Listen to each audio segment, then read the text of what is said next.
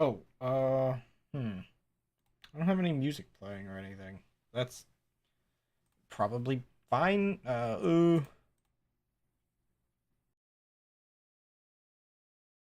Oh, wait a second. Does that not work like I think that does? Oh boy, that's annoying. Whatever. It should be live on Twitch, right? Yes. Good. Here, you know what? Let me let me just open the main menu. Get some music through that. You know what? Let me just open um chat should be working. Surprised that's not actually. That is like that is streaming through that, right? Is that how events work?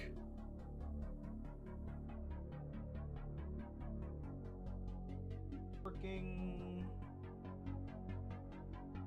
That might not be how events work. Let me just double check.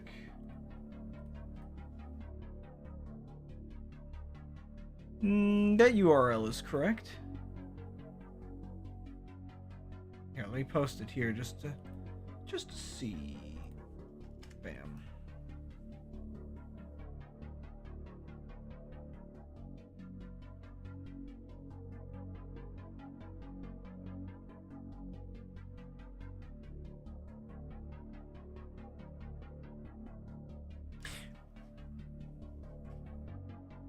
That URL is correct. Yeah, okay, that's good.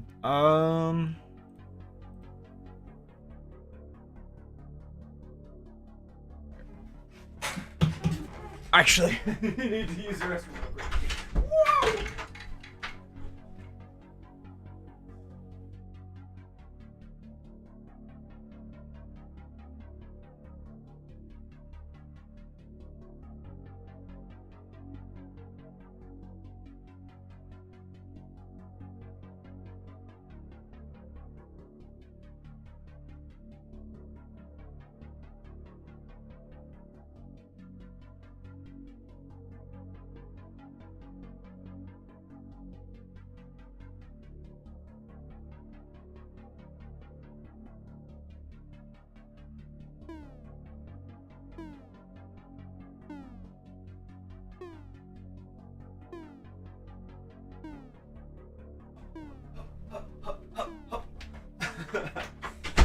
uh,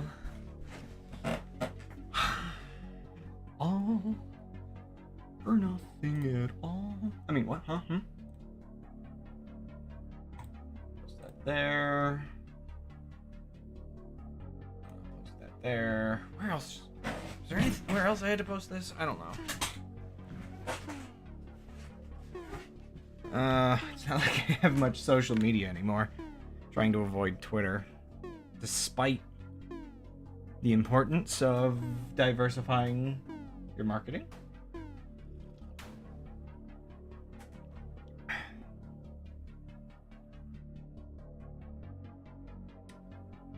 Close these, I think, for now.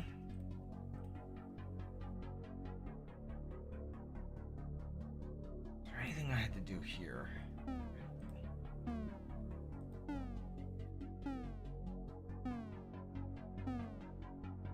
Huh. Neat. Oh, okay, I see.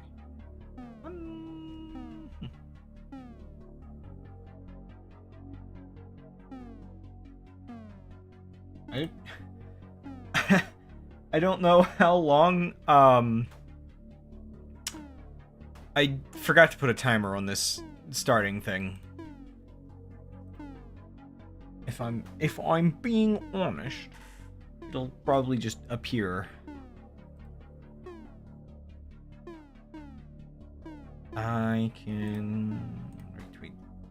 Gosh, I'm not even on Twitter, but I'm still calling them retweets.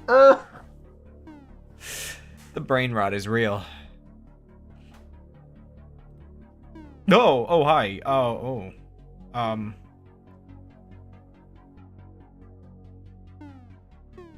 Oh, did I just get a? Wait, can I moderate from here? Oh gosh.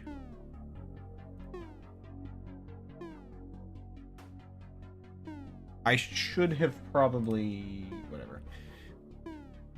Here, one second. Actually, let me...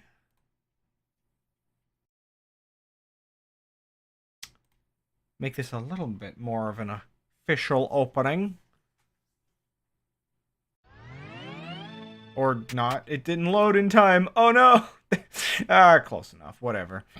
I probably should actually just have like a transition screen that does the logo and everything. These ain't Nintendo Directs. That's what I can say for sure.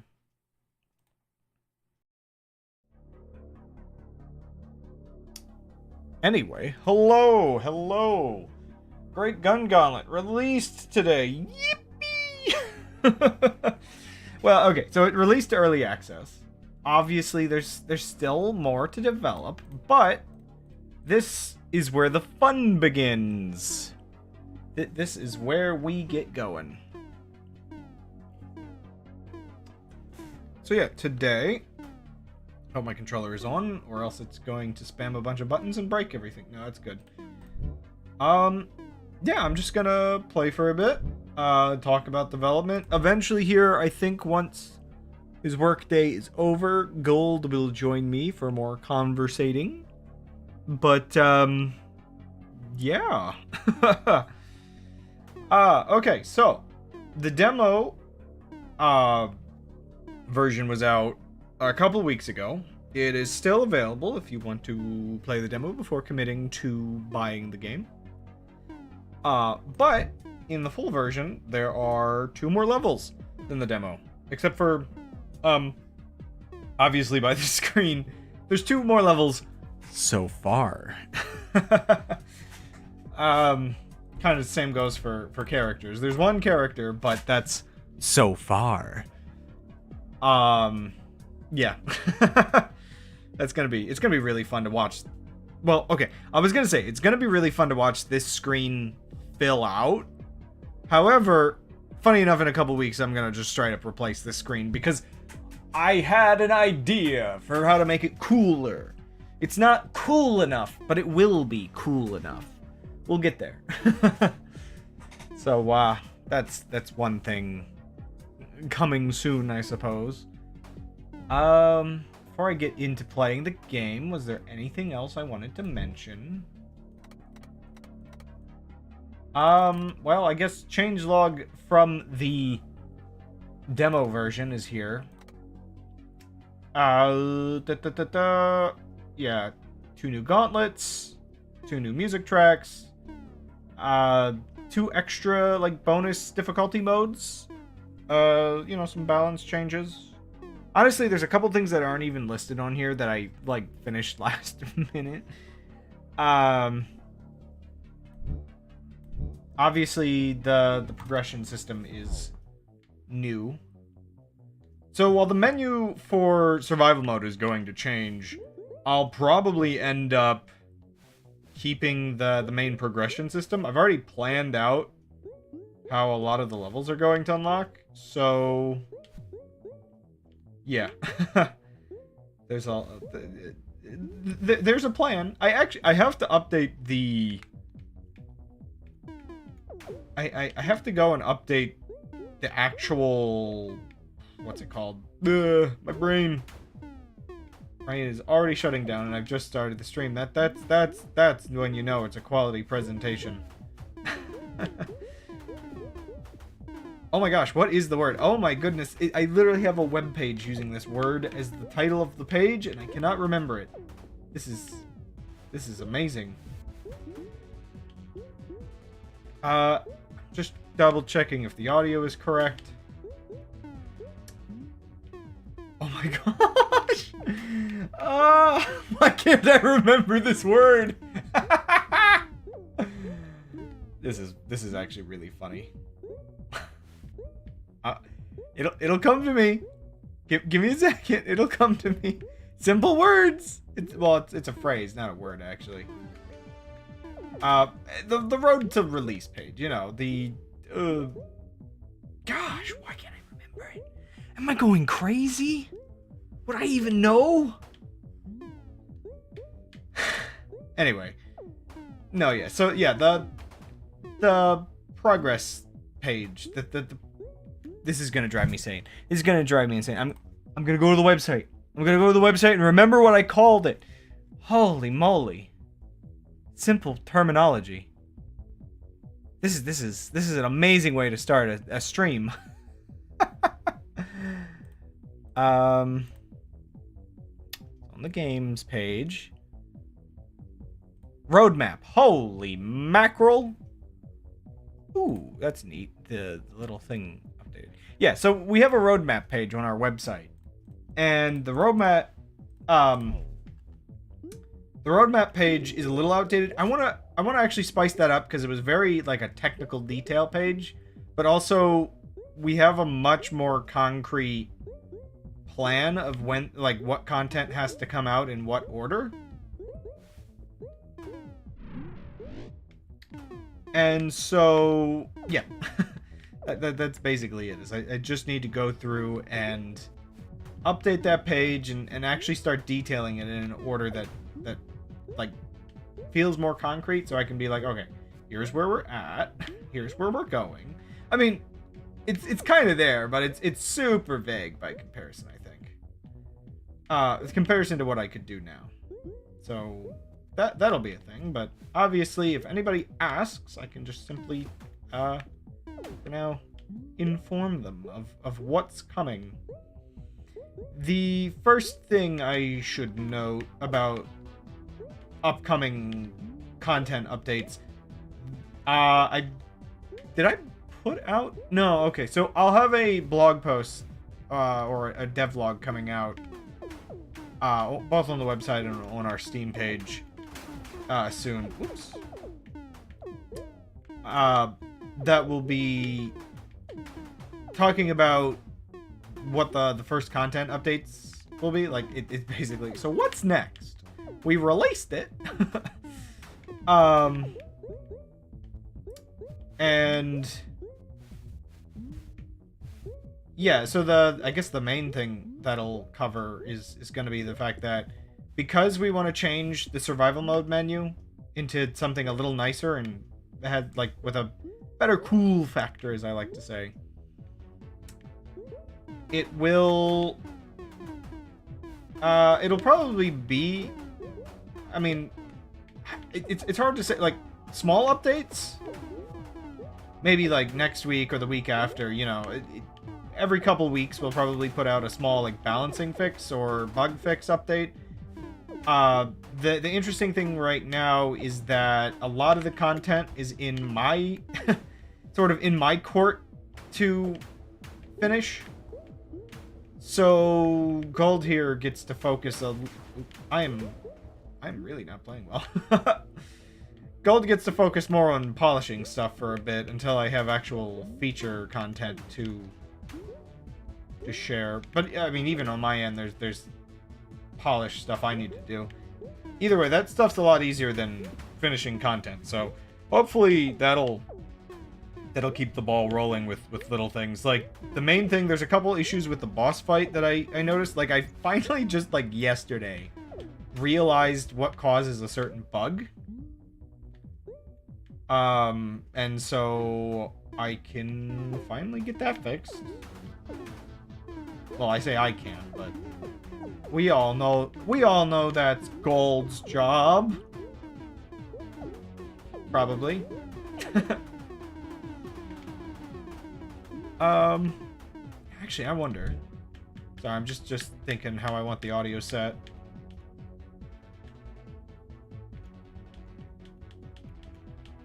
Can't tell if I'd rather have the music or the sounds a little louder, you know?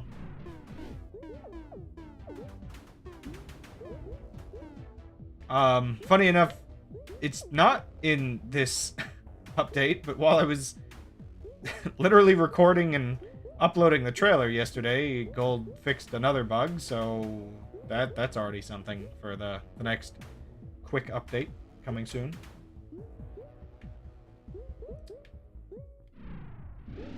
As for content, actually, yeah, before the next proper update comes out, one of the existing gauntlets we added, there was a feature I requested that we're finally getting around to that I'll be able to add a little bit extra variety to a few gauntlets with. So that'll be another just cool thing coming. Honestly, that's the one thing I like about releasing to early access rather than developing it quietly in the corner for the next year. There's an exciting feeling having just something around the corner constantly, where it's just like, okay, you want this, you want that, like, updating based on feedback will be nice. One thing is I definitely want feedback. Obviously not much reason to do early access if you're not looking to get people's opinions. So, hopefully, whoops, give me that. Hopefully, some people will find interest in the game soon. And, yeah. Actually, I guess technically I already made some changes based on a little bit of feedback. But, more to come, question mark? I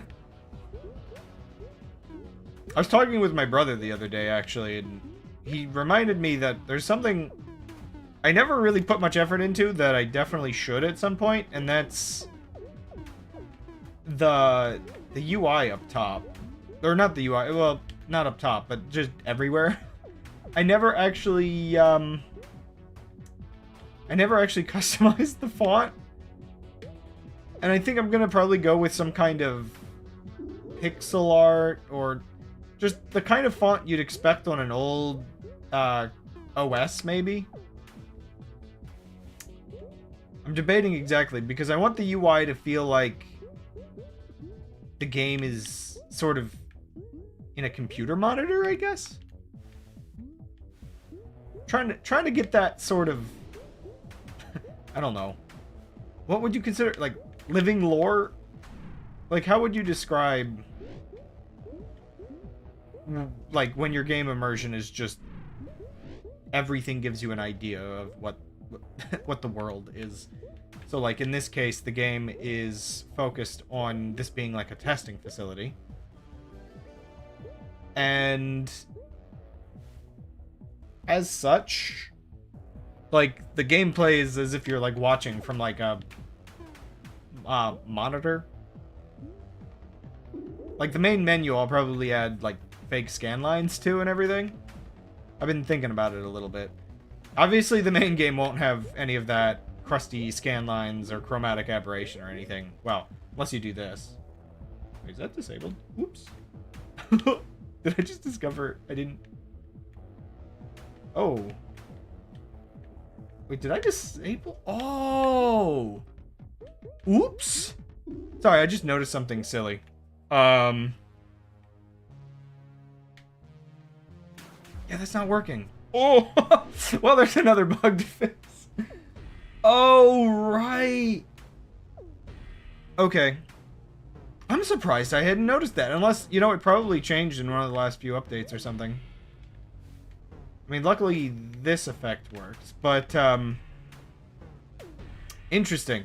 Sorry, there's a specific screen effect that's supposed to play when you get near to things. Like, this is supposed to, like, give you, like, a danger warning, basically. And it's just not there! I'm a fool! And I know exactly what I did wrong! Well, that's game development. Just buy me a few more minutes. Called we can't afford to buy you anything! Oh my gosh. Also, sorry if I'm not playing at a realistic level of skill. Again, I've probably put way, like, I mean, it's got to be over 1,000 hours of testing this game now for me, right? Game testing takes absolute ages, and yeah, I'm a little practiced at yonder video game.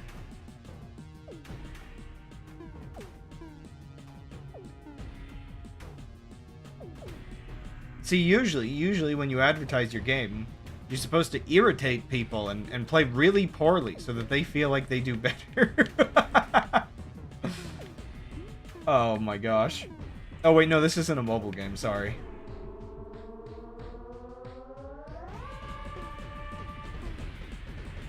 I win!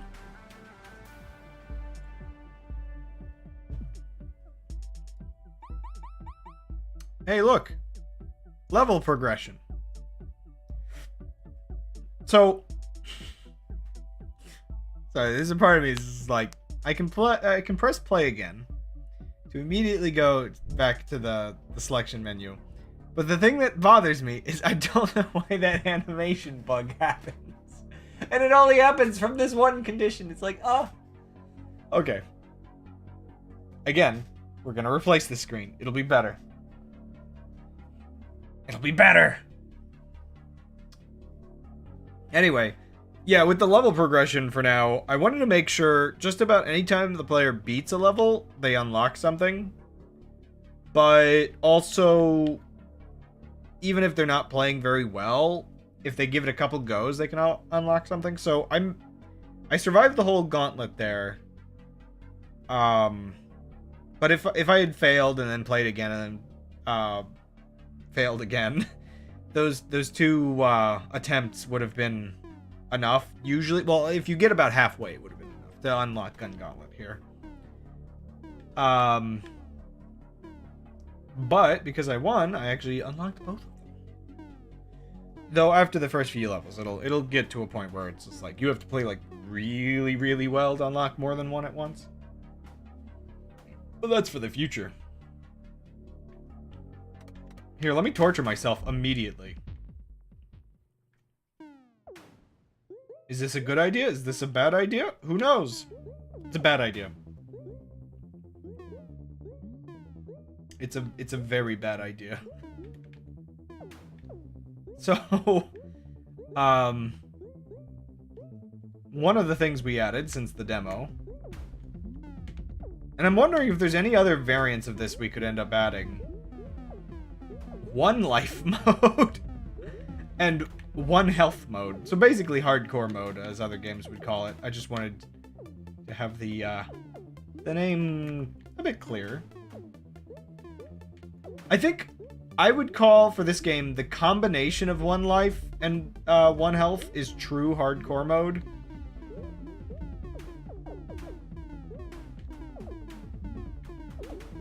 Heck yeah.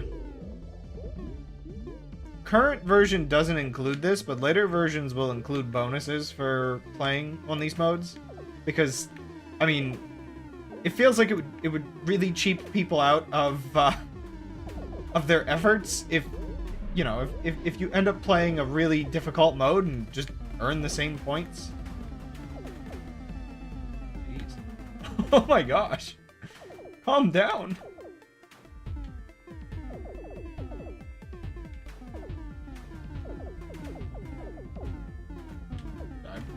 Funny enough, I've been trying kind of new ways of controlling the character recently.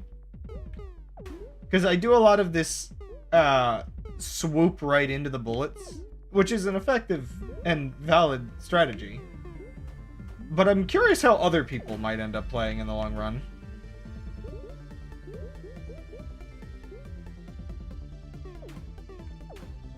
Oh.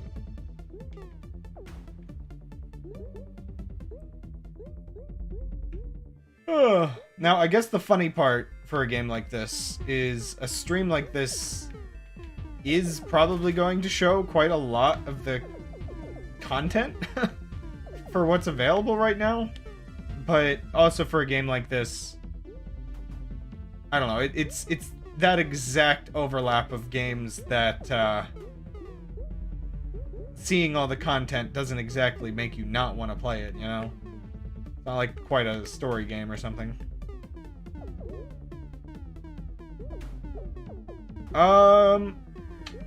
Here, 1 second. Just so I don't have to have another app open. Let me... Oh, whoa, I forgot. Dinobot could do that. That's interesting. Yeah, here we go. I'm in Discord right now. Let's get you set up. Join me. Or, well, yeah. I'll adjust your volume in a moment. This is not a spot I want to be pausing. Thank you for that. Aha, 1 second. Okay, let me adjust. Can you speak for a second? Sure. Yeah, I need to adjust your volume up. Say that again? I just need to adjust your volume up a bit, that's all. Okay. Okay. Anyway, hello! I don't have to speak to myself anymore! So what have I missed so far? I saw a boss exploding. Yeah, I'm still very good at the early levels. You haven't missed much, just me rambling to myself, filling the void. Right now I'm on 1 life mode, because, I don't know. Let me just throw myself into the grinder immediately. 1 life, 1 hit, see how long you last. Right? I've practiced this game so much. I mean, there are a lot of cases where I'll still lose quite a few lives while testing, but there is a distinct, okay, I really can't get hit vibe that you get while playing this one that kind of forces you to play a little better.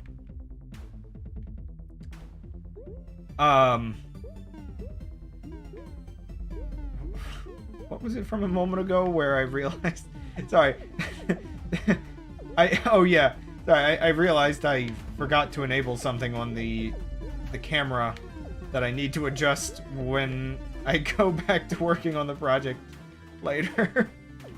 I didn't even think about it because I test mostly from the main scene, but the camera in the boot scene doesn't include the information for what layers affect certain effects. So I somehow hadn't noticed that, like, when the lasers get close to the player, they haven't been lighting up the screen with, like, the fuzzy effects and stuff. Ah. Which is like, ah! Yeah, I just need to, you know, do that. Which has been most of the conversation so far, is just the layer of, there's always something. Oh, there will always be something. Right now there's plenty of little somethings, but there's, I'm glad it's in the state that it's in. I'm glad that we're able to get it out there. Yeah, yeah, I'm definitely happy with where it is now, and part of what I was talking about before you jumped in was just, I do like the feeling of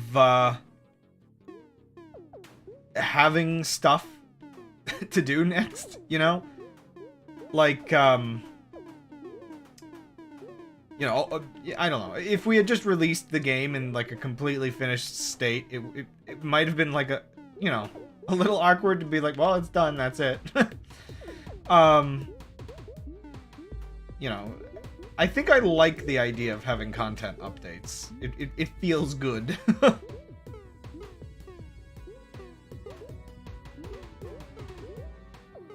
And that might just be part of me enjoying maybe the chase aspect of game development. Sure.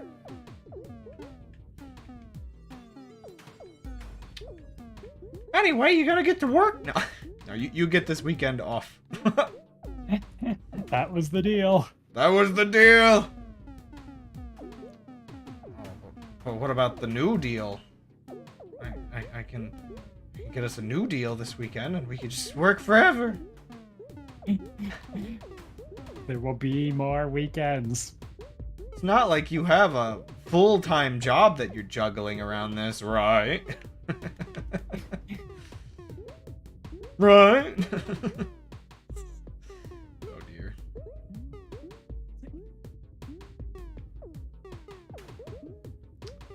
But so there's 4 levels now. You gonna be able to beat any? I almost got the first one. And that is a great start. Admittedly, that that does show a little bit of our difference of like what our jobs are here. Where Sure. you've got maybe, I don't know, 10 hours in the game, maybe. I don't even really entirely know. Well, over the entire course of development, I don't know. Like, it depends if you count just testing single things or if you count doing entire sessions.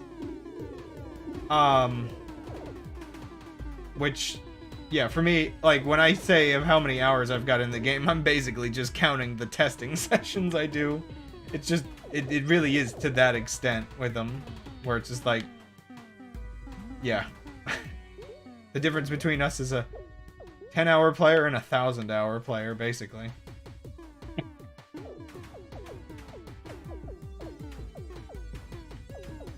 I do a lot of programming. I make these things move the way that they do, but that's not quite the same as putting it all together and testing it to make sure it feels good. Gosh, sorry, I'm just thinking, like, in my delirious state this last week, doing final testing, 5 hours of sleep each day. It's like, oh man, I really see why it's so easy for crunch to happen in the game industry. Because I think the problem is, like, it's very easy to become, like, passionate about the game project. Oh, absolutely. And I know for a lot of people it's expected by their cruel bosses. That's why I'm trying not to be a cruel boss to you about it, and I only make myself truly crunch. But I guess that's sort of the thing, is especially with the corporate mentality to make people feel like we're all family here, we're all passionate about it. I can see how they can convince people to be overly passionate and, like, kind of, whoop. Like, there's a very clear difference between it being an organic feeling versus being pushed on you. Yeah. Like, one of the great crunch stories that I can think of is Super Metroid, which was done in 2 years and involved people sleeping in the office. Oof. But I don't think that's because they had to do that. I don't think it was a strict expectation of you are going to do this. They actually wanted to make something really good. And when you actually want to make something really good, you're driven to do some things. Like, I did put in the 1 full week of crunch time, was that at the end of last year now already? Probably, yeah. We did have that one crazy week. Yeah, and, like, for leading up to this, not quite as much as that, but, like, it was no problem to, like, shift days around or put a little extra time here and there if I had to. It's like, it helps when you're driven by yourself, not by someone else. Right.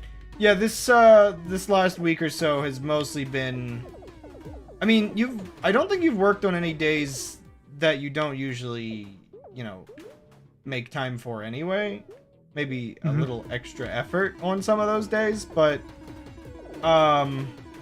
yeah, the crunch late last year was basically to avoid having to do that now.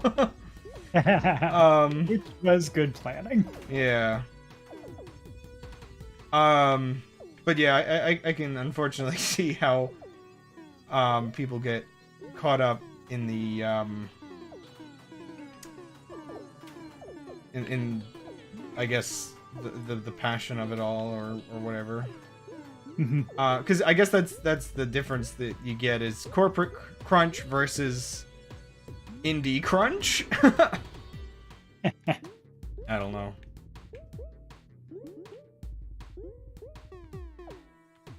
Self-imposed crunch. Like, that's the nice thing for me, and maybe why I was so excited to get this out, is I had to have a release date for early access. I couldn't just keep putting it off. Because now I do feel like a weight has been taken from my shoulders. Oh, sure. Which I saw that weight building up over the last several days, by the way. Oh my gosh, yeah. Yeah, I was a little bit broken. How do you feel now?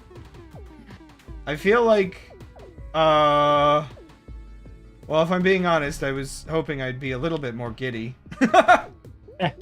That'll come. Hopefully. I usually do have a somewhat delayed emotional response to things.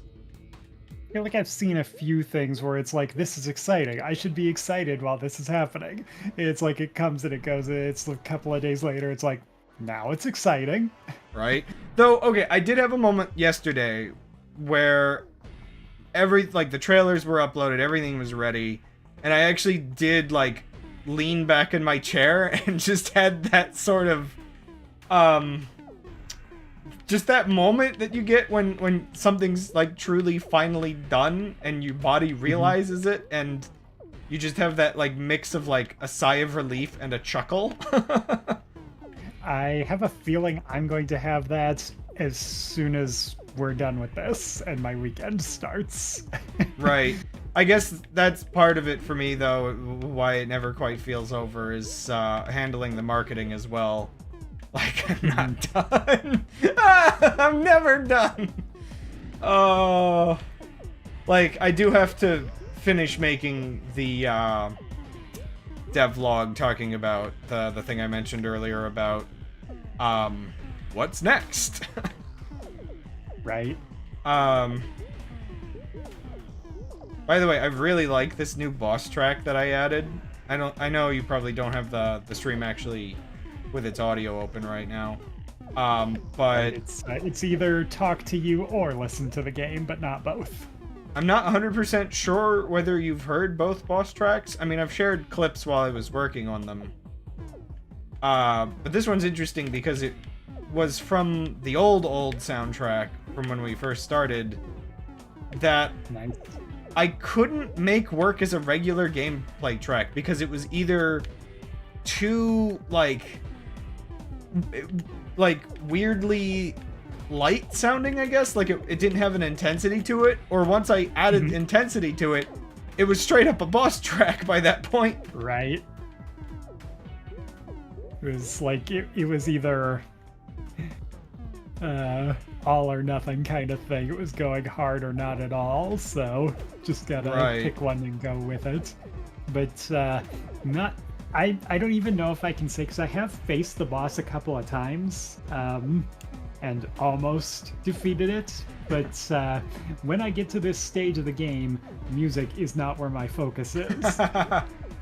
Yeah, but funny enough, I see the messed up thing about what music does to a person. Give or take how much you're actually listening to it, I almost wonder whether it makes it harder. Because and it very well might, because I'm always going to be hearing it, even if I'm not actively processing it. And like, the more times I get here, the more times I hear it, the better I'll learn it. By the way, your audio is a little crusty. Do you have a fan on in the background? My computer's fan is on. Okay, well, it went away, so maybe it was just spinning up for a second just there. Moved it a little bit.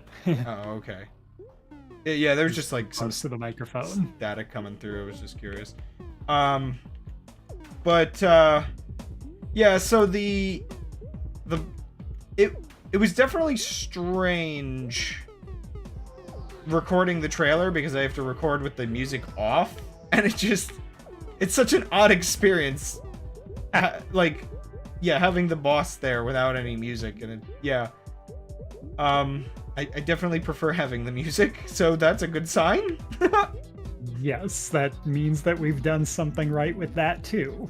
We've done many things right with this. You can just kind of tell by feeling it.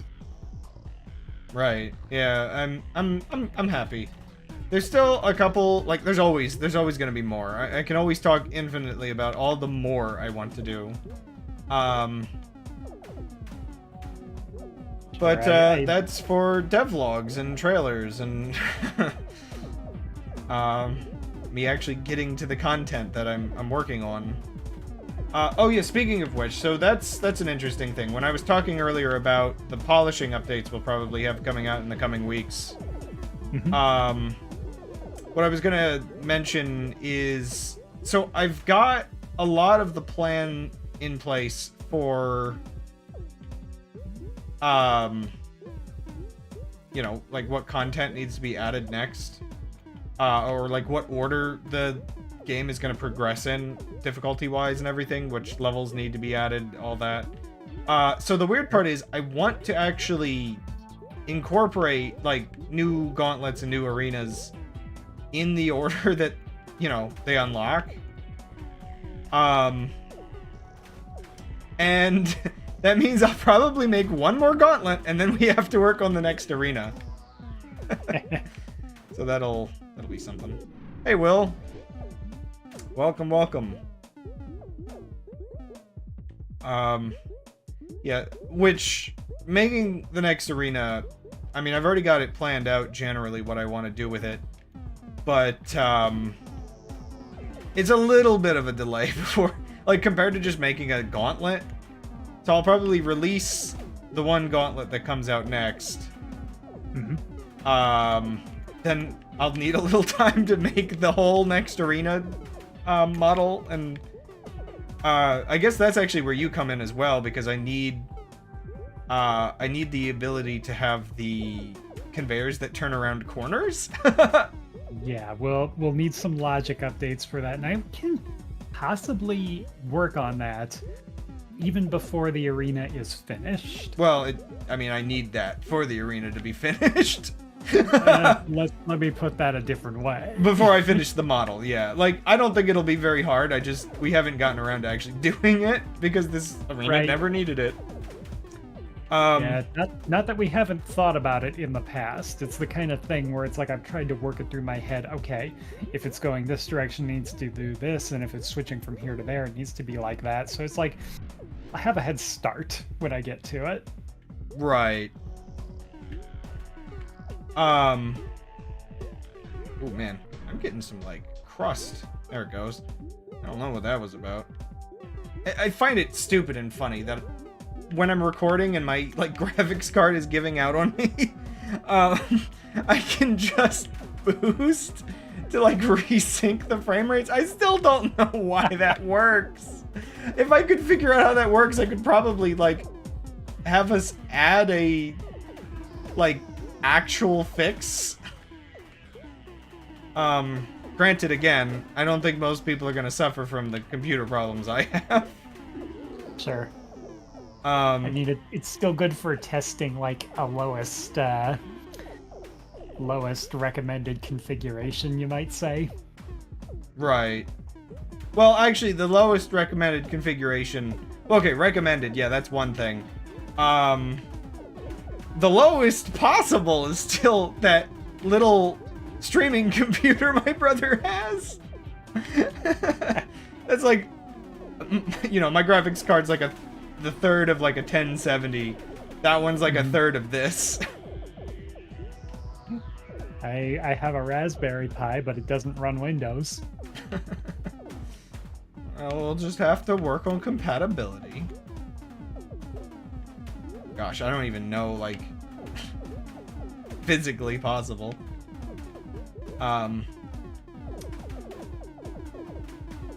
So one of the things with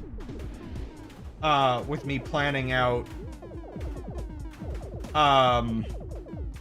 content is I actually have to finally get off my butt and make the next character, because I paced out how often I want characters to be unlocked. And yeah, we'll have like the arena comes out, a couple gauntlets come out, and then you know, it's time to make a new character. If I want to pace it out properly. One thing I'm debating is whether I want to make variants for the boss to be harder when you rematch it during infinite mode like this. Not that hard. And it would make sense, because I don't know, it's weird. You fight the boss once, it's a challenge. You play infinite mode for a while, and then the boss is kind of more of a break? Sure. Yeah, it would make sense to have something special for like a second time that it appears, or like anything beyond the first or whatever. Right. Which we can do. We just need to set a second set of pattern or Gauntlet collections. It's actually, yeah, that's really not that hard. Like, I can just duplicate the existing one and modify it so it's a little more challenging.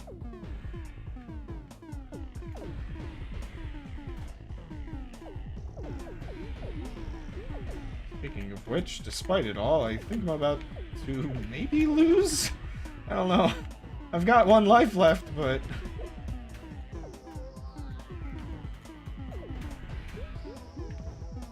It will happen all at once at some point. Probably. I mean, if I beat the boss, the kill screen pops in, so... I adjusted it after last time. I realized, what the heck did I do? I mean, I say I adjusted it, but... it's still brutal. It's basically just a random selection of things that can happen in a mix of ways that can be fair and unfair. As a kill screen should be, perhaps? Seems appropriate.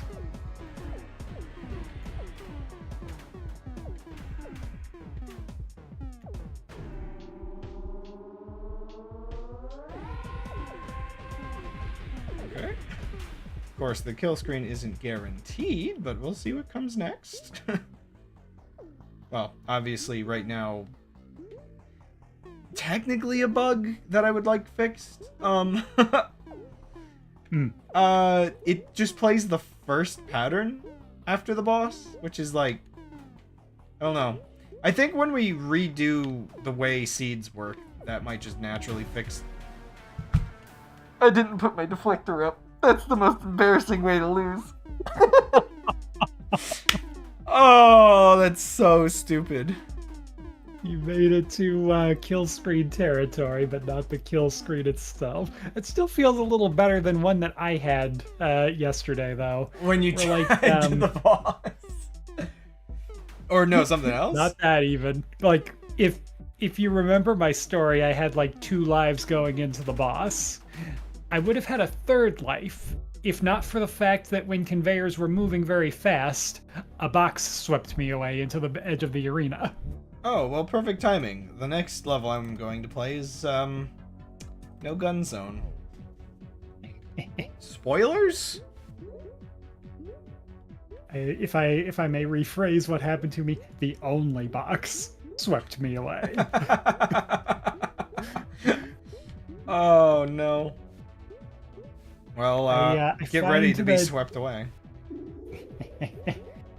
I find that as I play this game and I have moments where I take damage or lose a life after a long time of not doing so, I channel a bit of my father's energy.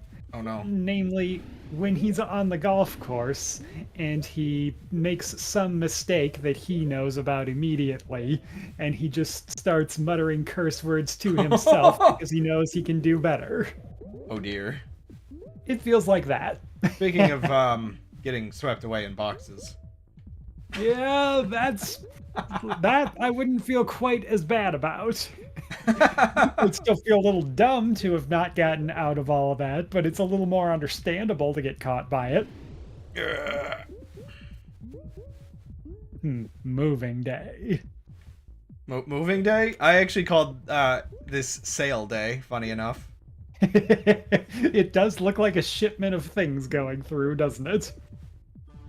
Well, my brain was thinking, Black Friday sales. Pushing through the crowd. Oh. It really liked that one for a moment there. I don't think I'd actually seen that pop up more than, like, twice in a row when I was testing.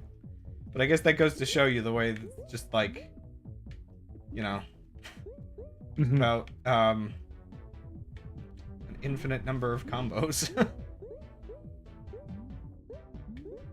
So, I guess I would consider this the easier version of Collectathon when Collectathon comes out.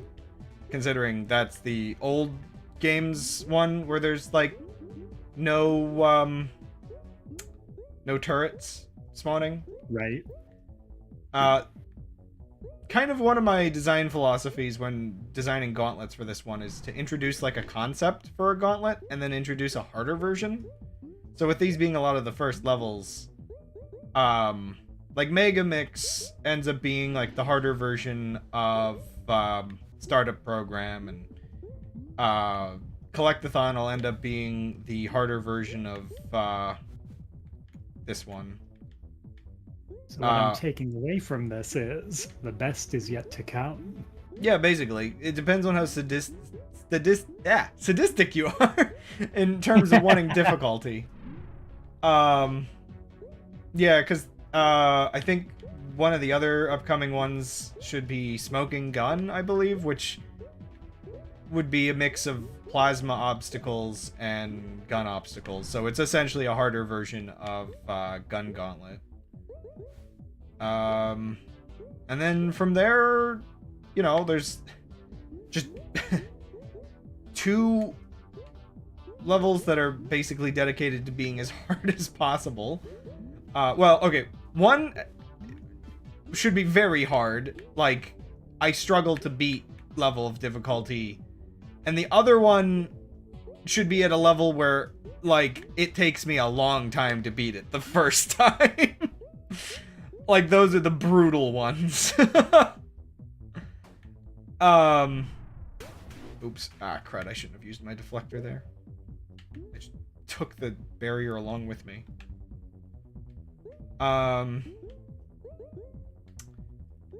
Yeah, and, obviously then from there, most of the...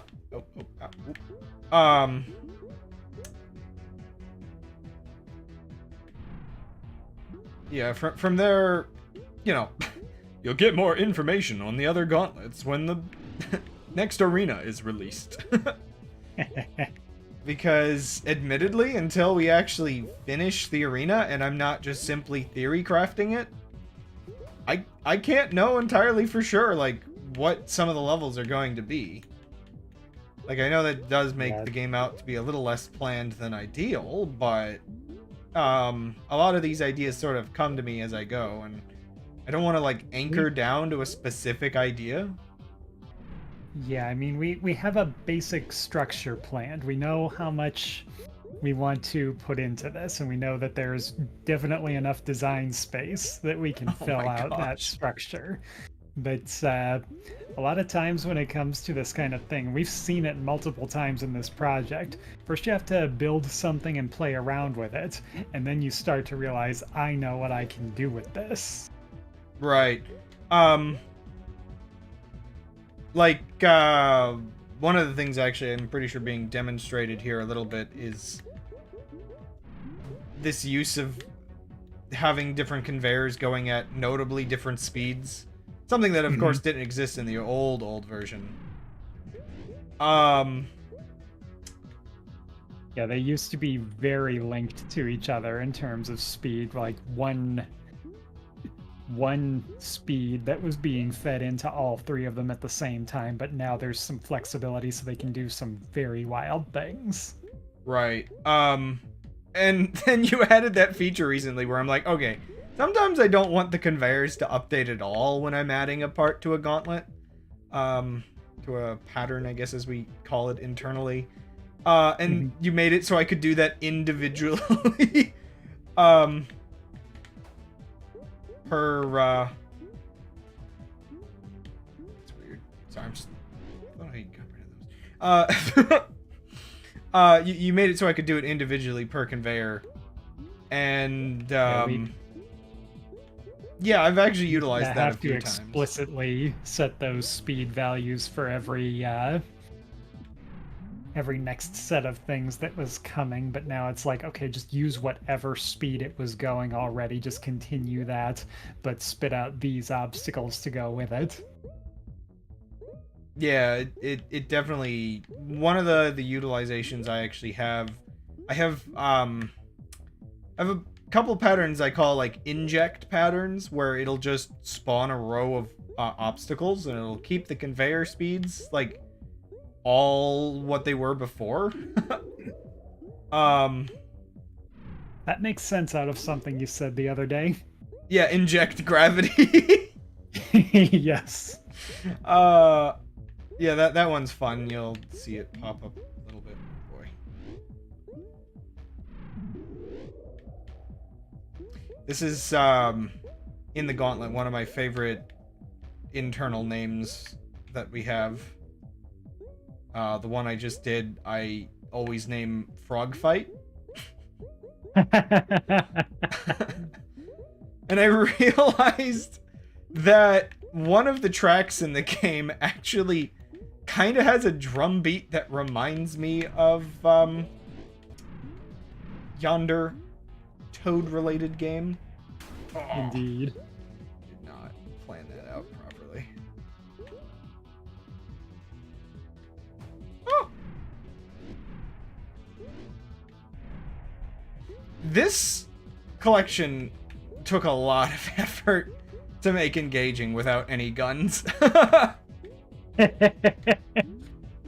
And there's still stuff I would have liked to add that I'll probably put into Collectathon. For instance, we talked about that feature that you'll be adding for, oh, by the way, boss spoilers. There's a very specific gimmick here that I'm immediately spoiling the solution to. I was wondering to myself just a little bit. Oops. Yeah. Nothing shoots. But I'm really like I was really just having a great time when designing this gauntlet, specifically because every pattern includes these barrels, but they don't do anything throughout the entire gauntlet. But it all comes full circle.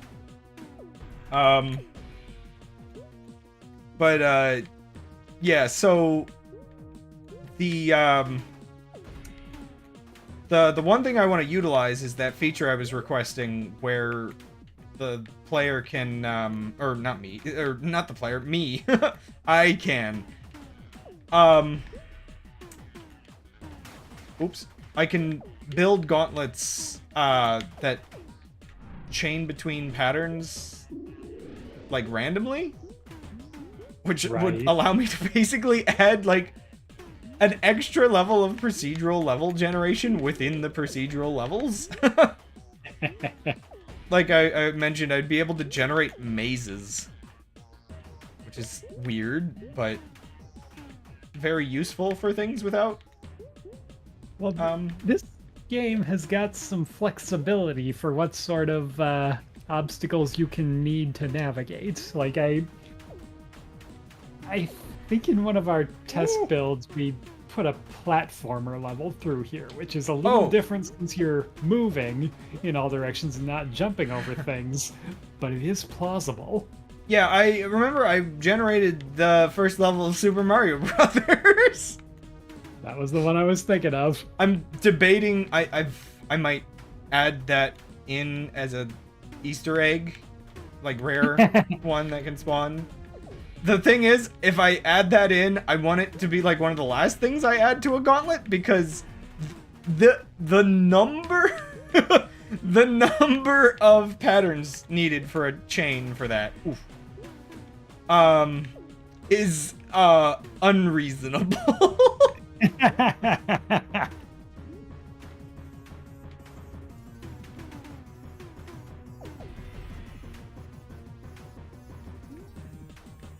I don't remember, but I think I might be in infinite mode. Oh gosh. Oh gosh.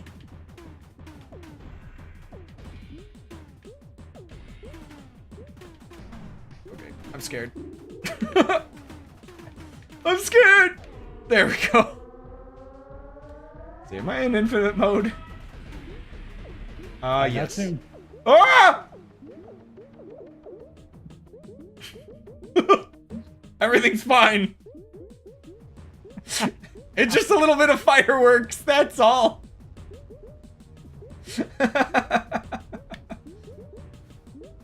You can survive a lot of situations in this game that you wouldn't think you should be able to.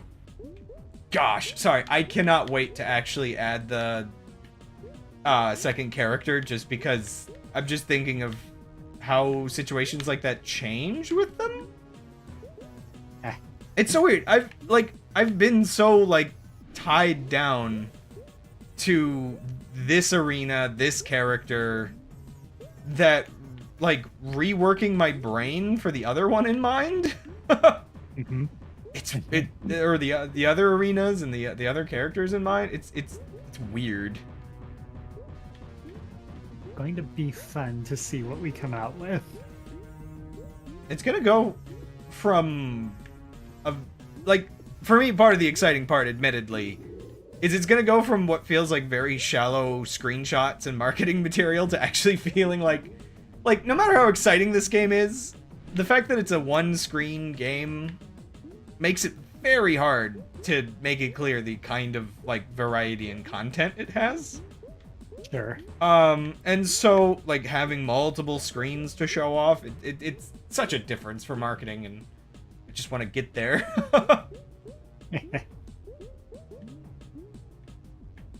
You know, yeah, it's like we can show people how pretty this game looks, but it's a little difficult to show the depth, the sheer variety of what can happen in this small space.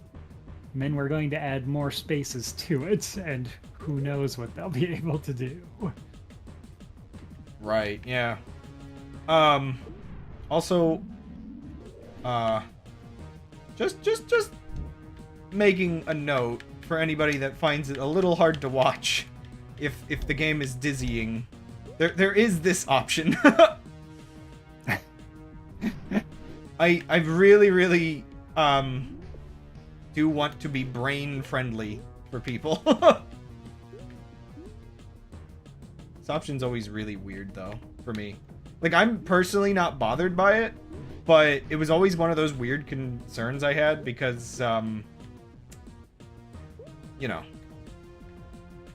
I mean, I almost wonder if there would have to be for some people, like, I don't know if these kinds of visuals could cause epilepsy, you know? Like, that's the only thing that, like, I've ever been concerned might be, like, a flaw of the game design.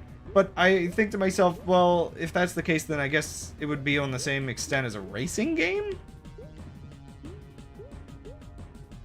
Yeah, like the way that I understand it is, like, you want to avoid hard flashes, especially ones that affect the whole screen. And it's like, we have a lot of things that are moving, sometimes moving very quickly, but it follows a sort of continuous flow. And I'm not an expert on this kind of thing. Yeah. It just doesn't look to me like something that would be too upsetting. And like, I've seen one or two videos where like the person playing was like, okay, now I need to give a warning for people who are sensitive to this kind of thing. And it's like, I see the thing they're talking about, and it's like, I see how that could bother somebody. Right.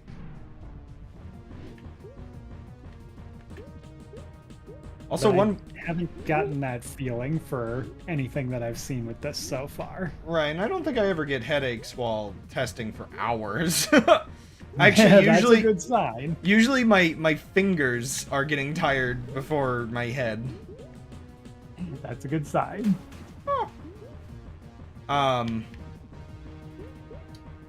one weird thing, adding infinite mode, I've had to add, like, all this extra, like, quote-unquote post-game content. Where a lot of this stuff is harder than the existing stuff. Sure. Forces a little bit of creative thinking. Or spamming more objects, you know, whichever comes first. I actually do need to add a little bit more. I'm not satisfied with how little of it Megamix has right now, so that'll probably get a patch.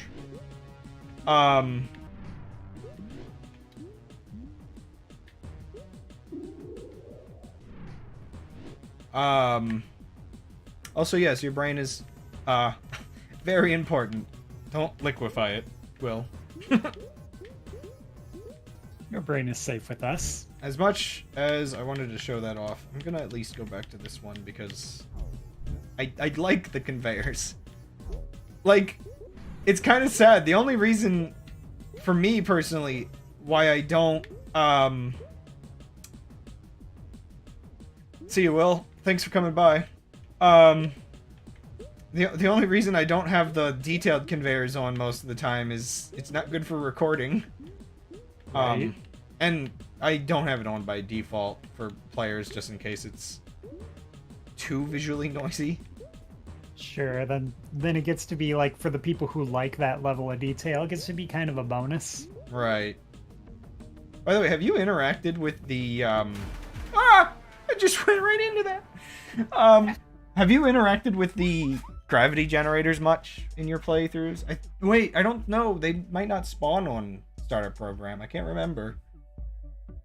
I guess you probably haven't. Run into them once or twice, but I don't know which gauntlet I was testing when I did. You probably ran into them. I think I removed them from Startup Program. So maybe back then. Yeah, and sometimes when you make changes and send them over to me, sometimes it's in like the middle of a mystery gauntlet or like 3/4 of the way through one, so I see different obstacles than I normally would. Still playing the gauntlet in the background? Interesting. It just has to finish what it was doing. Probably. Oh, speaking of which, I figured out that bug for why the boss doesn't always do its first pattern. When you clear patterns, I think you only clear the current one and not the entire chain. Which actually probably causes a lot of bugs because you're probably doing that in a lot of different places. Like when the game starts.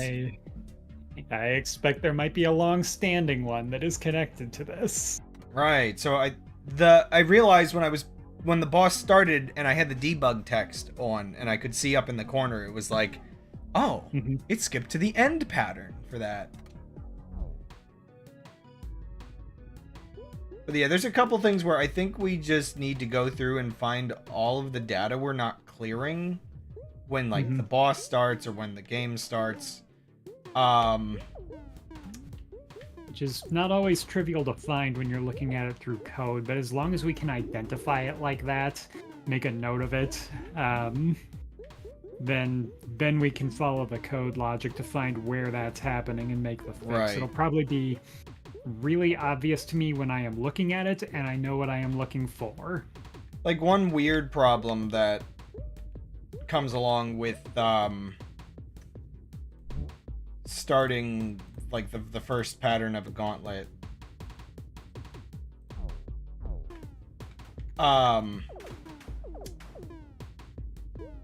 Besides the fact that it sometimes like skips the first pattern, we do need to just fix that at some point. Besides like some issues of things getting skipped sometimes, like not loading in time or whatever weird thing happens, the music controller doesn't always load its or it doesn't reset the previous layers. So like this one I just played started with the music that the previous one, like, okay, I guess that's the interesting thing. It wasn't the same music track. It was right, this music it's track. Just the different parts. It's still using the same mask. the same flags, bit mask that it was using before. Speaking of which, not a bug, but a feature request. Oops. I hope that you can get like added in at some point when we're not bogged down by important stuff. I'd really like it for the sort of positive music that plays when points are spawning. I'd really like to have a setup where it can play during power-ups. I think about that sometimes while I'm playing it, and I hear that music kick in, and it's like, we wanted to do this when a power-up is active too, didn't we? Because that would be very neat to be able to have it going like that. So yeah, I haven't thought about how to do it yet, but I do think about it.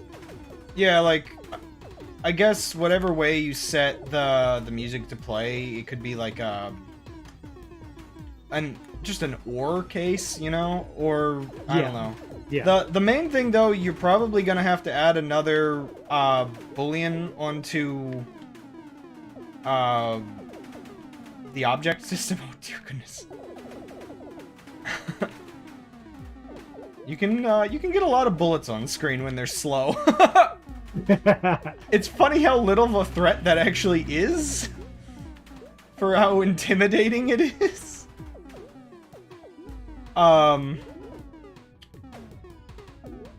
But sorry, yeah.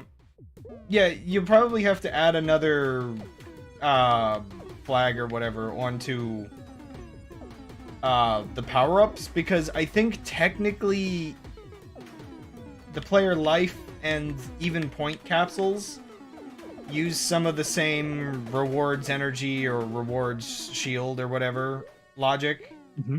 So we don't want the music playing like when the player just has shield energy or is getting a recharge, because that'll basically activate all the time, or even weirdly activate when they're like having the respawn shield up. So Right. just some considerations to make that we're probably just going to want to deliberate, like, I know we have the is beneficial tag on things, I guess, or boolean on things. I guess we'd have to have the is power up tag or something. But yeah, just something that when the power up is set, there's a flag going in the system that's like, okay, play the music.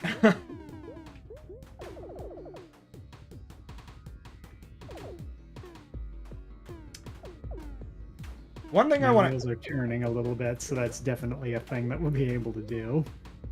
That's good, yeah. That's the fun part. That's like one of the most satisfying parts of the development, is just saying something and getting your wheels turning for it. Ooh. That was unwise of me. I don't know how long the stream should be. Part of me doesn't want to, like, do a full 4 hours, but also... I don't know. I guess we go until you feel we've done enough. It would be easier to, it would admittedly be easier to gauge, like, how much,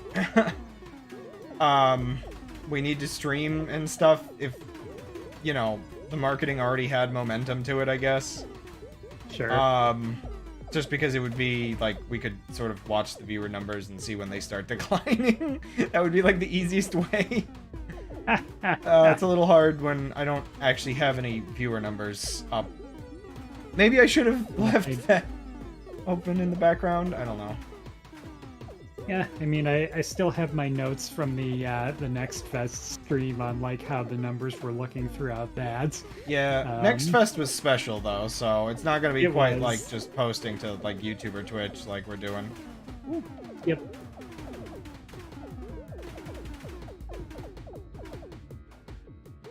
Scary.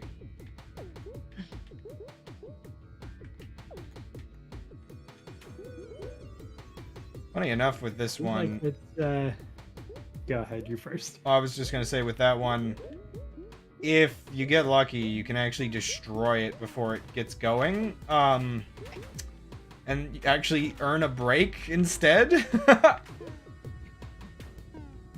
was kind of chuckling to myself, thinking, I'm kind of glad that you have a few secret weapons up your sleeve of like really deadly things that you could throw at the player. Of course, I couldn't really resist. By the 4th level, you see all of the different things. It's just from there, it's just like, what can I do with them? What can I do to make them scarier? Mm-hmm.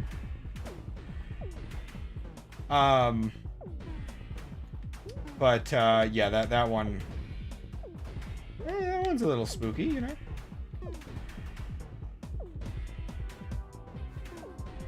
Oh, actually, there's...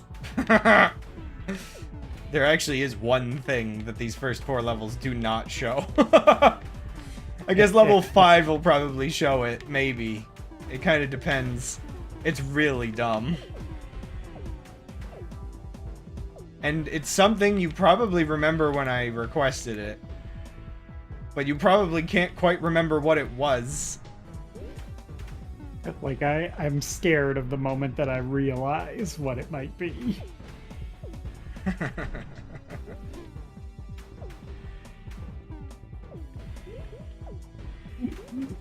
Now my head is filling with the negative space. It's like, wait, did we put that together? Is that a thing that we made? And it's like, I probably haven't found it yet, but there are some scary possibilities out there.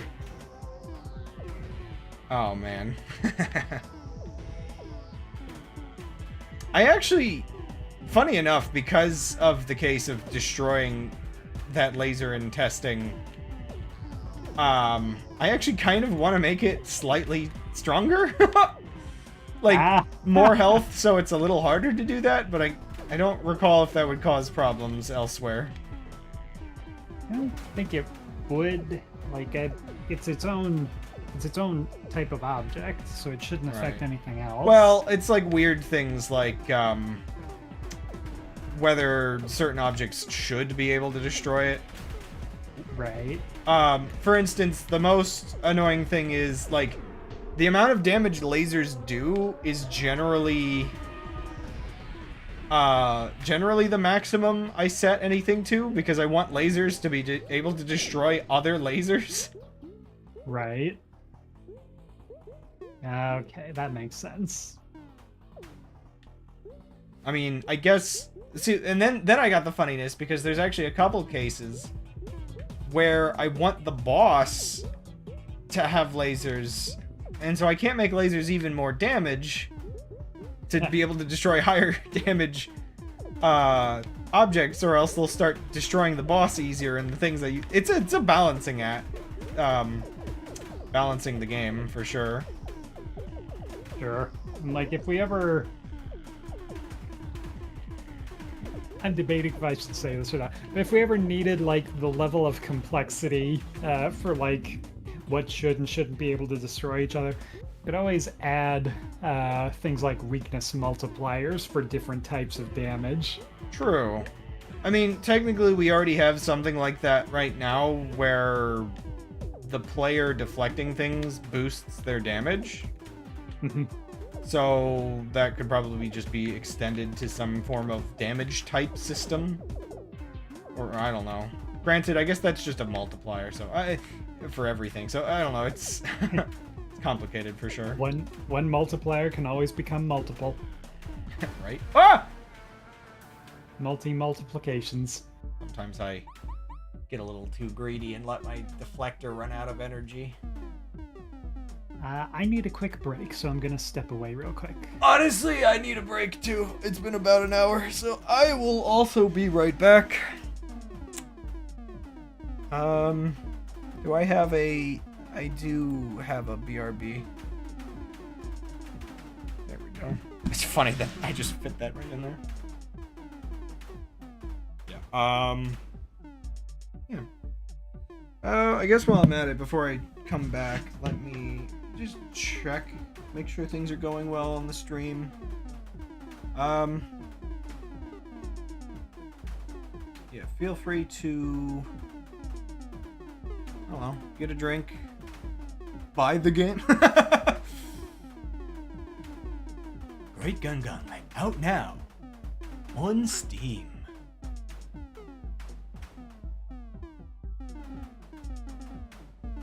Whoa. Shouldn't do that.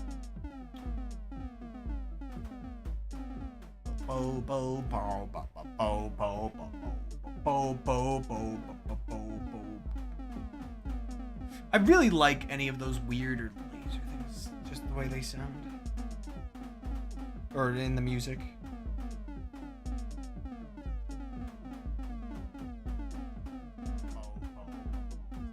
Gosh. Oh Oh gosh, I'm playing it. Now I hear... Oh, no. I hear myself, and it's weird.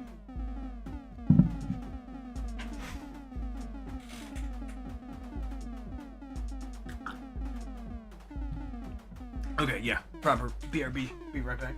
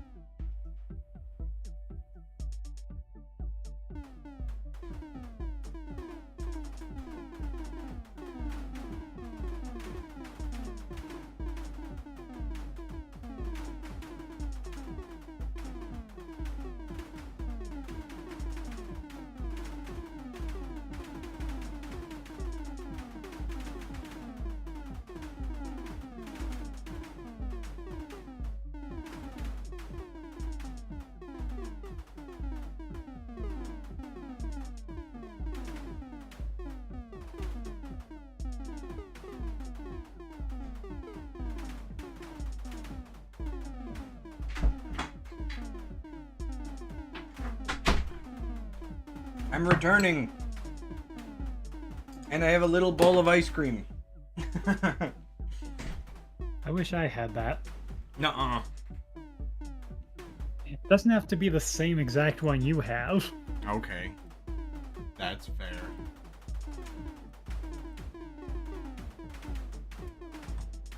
Okay, let me just go to the main menu while I munch away my creamed ice.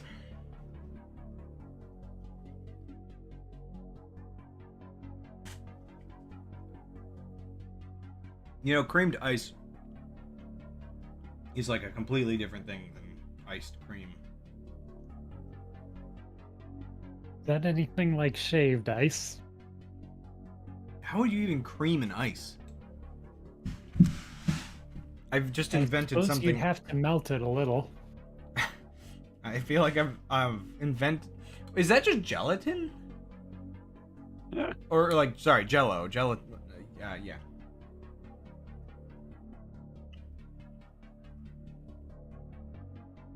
What do you think the point capsules in this game taste like?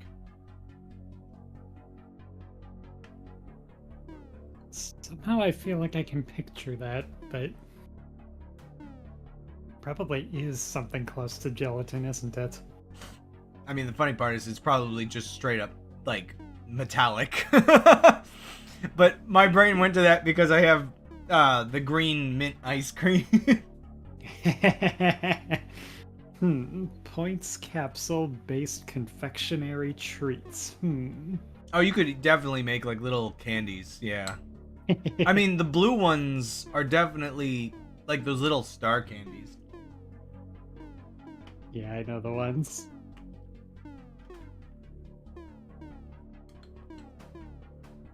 Might need to make those sweeter than the real thing. Wait, are they not? I don't know if I've tried them. Are they not actually just sugar? I meant the metallic taste of points capsules. Oh. I was gonna say, my entire world was about to be flipped upside down if what I thought was made of sugar Like, I thought they were just little sugar hard candies, which I guess they probably are. I thought you were implying that they're, like, not actually, and they're just... Oh my gosh, No, that would... I haven't tried them. Although, if we go to a convention and they happen to have them for sale, I'd be happy to try them that way.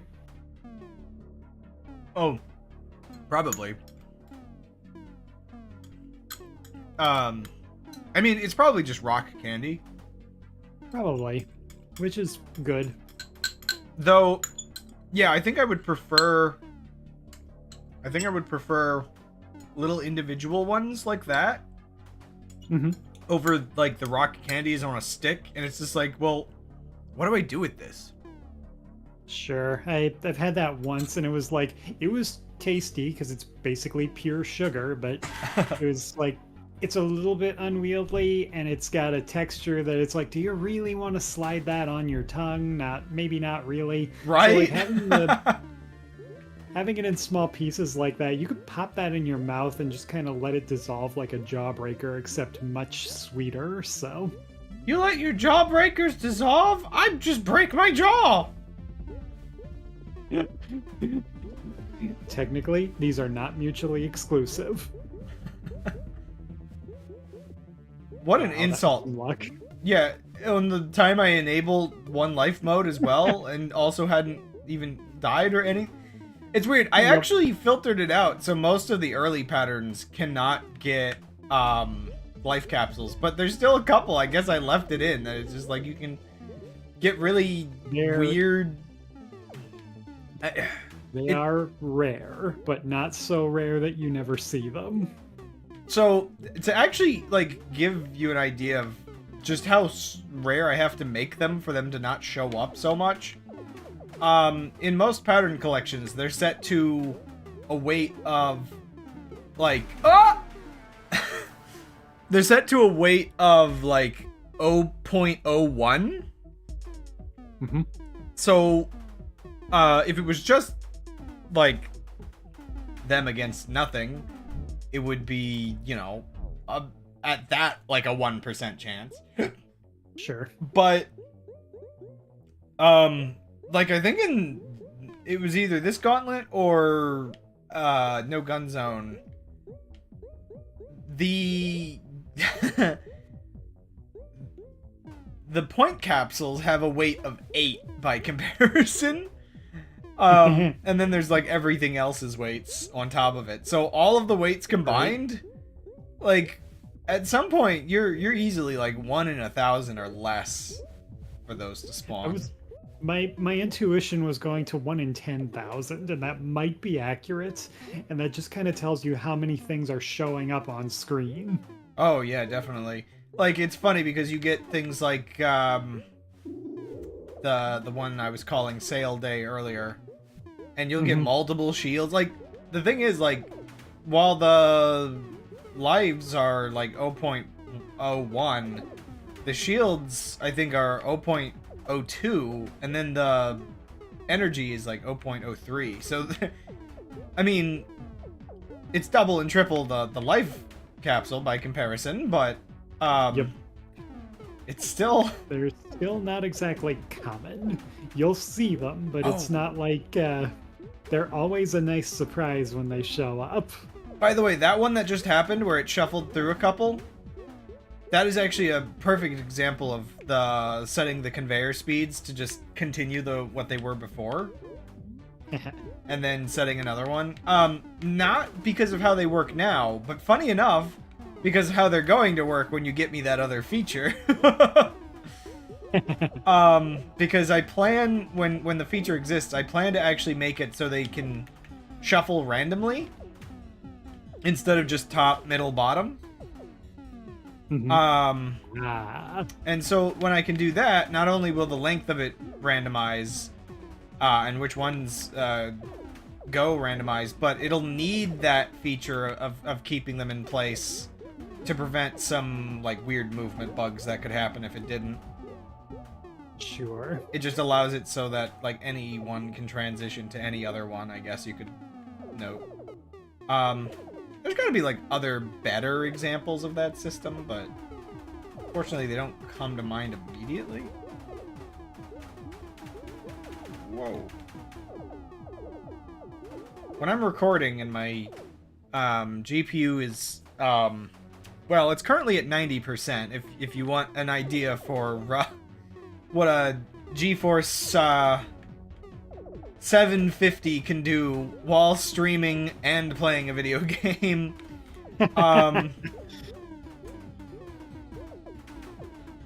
It's funny, this is honestly the only game I really care this much about performance because it's my game. Yeah, so yeah, if you want an idea for pushing the limits of playing in 1080p 60 FPS while streaming, this definitely expresses some level of how well the game tries to compensate for lower frame rates. Like, technically, I'm pretty sure if I adjusted a setting, there would be less particles, but the frame rates would never even chug at all, really.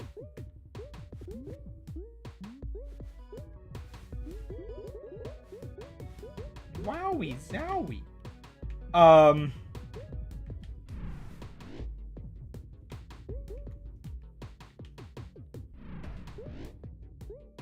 But, yeah, I really do like that feature I added so that it...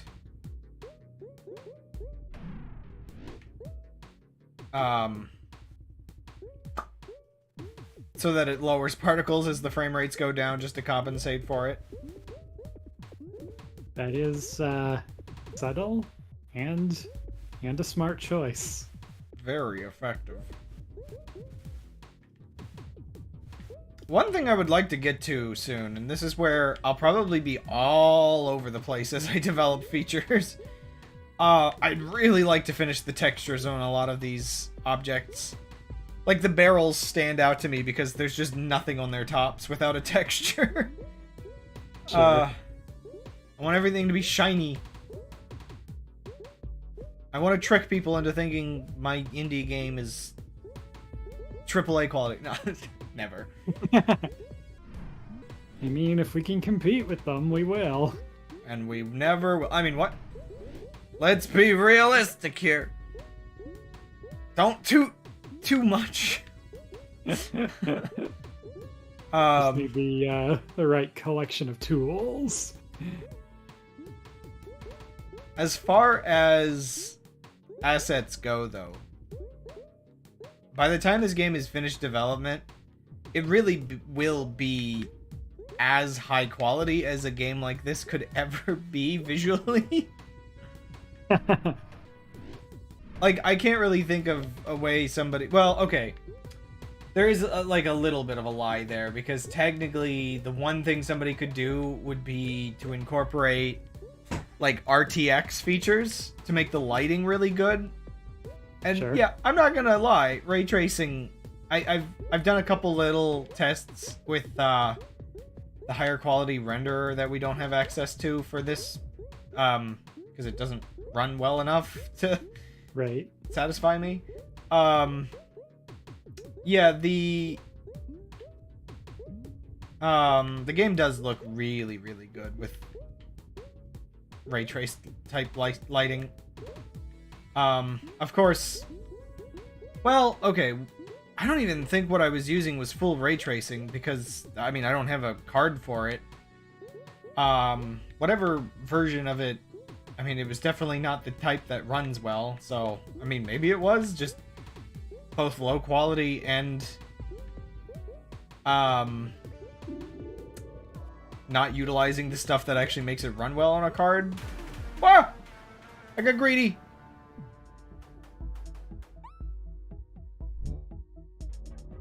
Just, like, going through all of them in the hard mode now. More like hardest mode. But yeah, yeah, fully dynamic lighting. Hoo boy. I could probably enable a couple things in Unity to get slightly better lighting as like maybe an option, but I'm not really sure with the universal render pipeline what we would have to do. Being we're not using the HD render pipeline. Mm-hmm. I do not know. Yeah, it's just the kind of thing where you play around, you see what, see how it looks, see what you can make work. Right.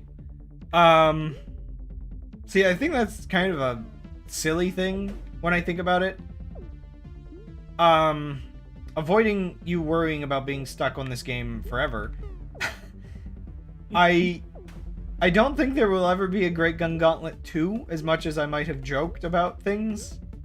Because, I mean, what else do you really... Once this game's done with all the content I want to add, I mean, you really... It's not really something you make a sequel for at that point. I mean, sure, there's probably some ideas that you could come up with new obstacles and whatnot, but anything we do... We're done with this, the amount of new stuff that we will have added will make it feel like a sequel to itself. Yeah, that's part of it. But, yeah, like, more arenas, more obstacles, like, stuff like that. Like, I don't know.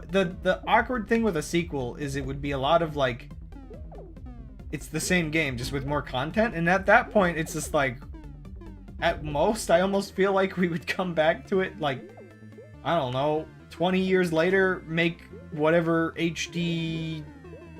You know, everything's got to be ray traced in 2030, 2035. Yeah, compatible and...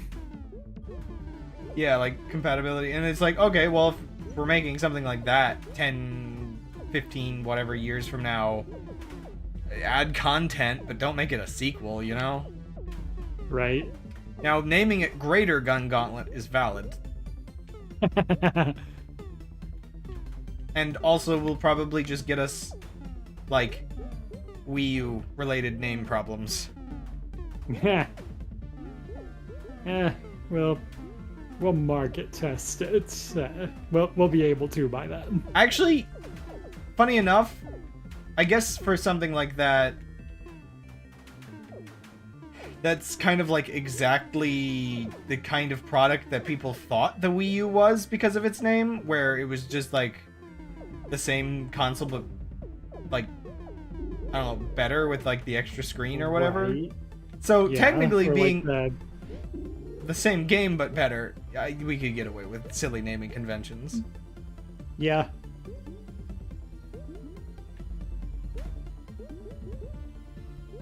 Yeah, and like I think of other examples I've seen, and it's like if you know the original, then it's pretty quick to recognize, okay, yes, this is a better version of the same thing. Also, and I guess for people unfamiliar, then it's just a new game. But,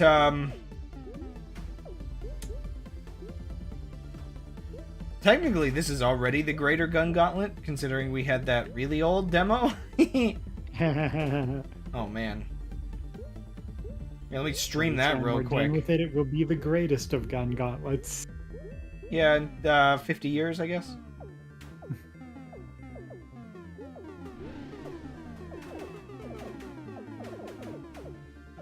Oh, working on our next game yet, Gold?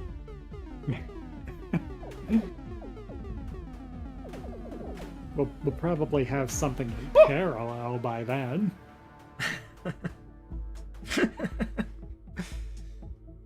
Yeah, we definitely need those extra bonuses for playing with the mode enable. Though in this case, it would only get 2 per right now. Well, actually, yeah, that would be 2.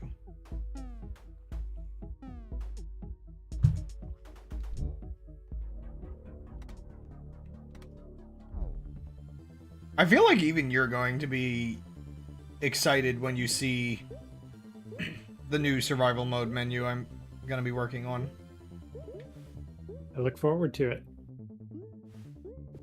Man, sorry, that sensation of the crunch is over, the deadline is over, the game is out kind of relief is such a weird feeling of like, for the longest time now, I've had to prioritize things entirely based on getting this first version out and what this first version needs and the testing it needs and just everything like that. It's gonna be weird that I can just go back to picking tasks and working on them again. Oh man. Yeah, it's like having this kind of goal and deadline and everything is very good for focusing and figuring, like, prioritizing, okay, these are the things that are really important. And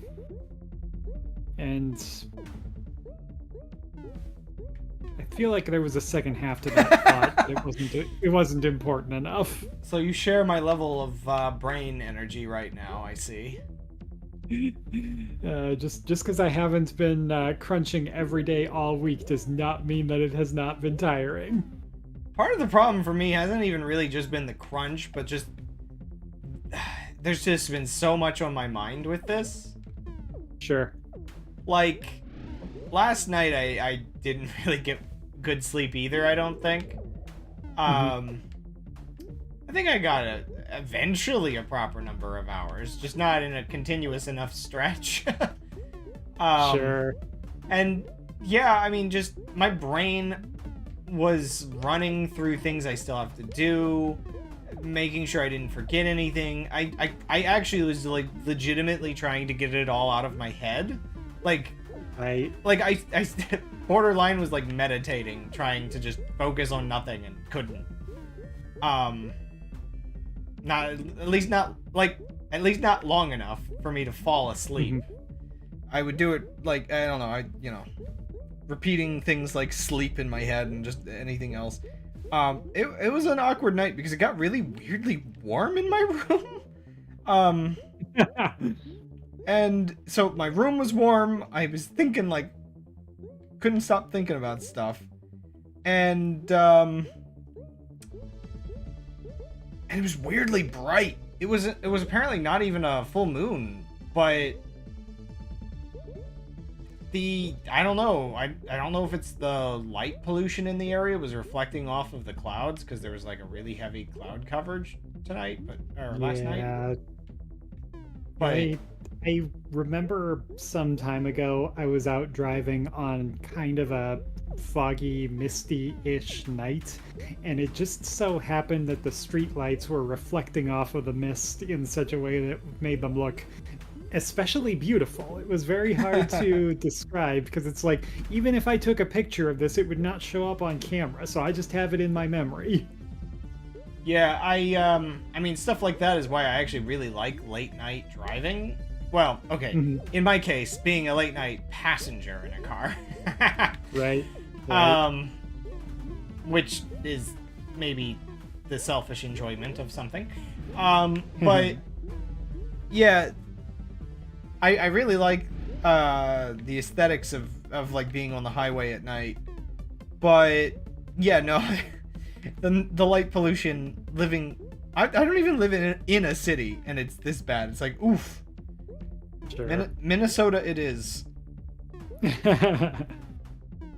But yeah, like for the last probably 2 weeks, I would say, I've been just a little bit on overdrive, I think, because I find myself wearing out by the end of days or by the end of weeks. I'm finding myself in a lot of situations where it's like, okay, I know what I'm saying here, but then partway through, I start to stutter or stumble or lose the thought halfway through. And it just kind of all reflects back and tells me one thing. I need some rest, which is what this weekend is all about. So it's like this weekend has been coming for a long time for me. And I think that having our deadline out there just kind of put that into focus too, because it's like, okay, can't really rest until this has come to pass. And I expect it's similar to that for what it's been like on your end. Yeah.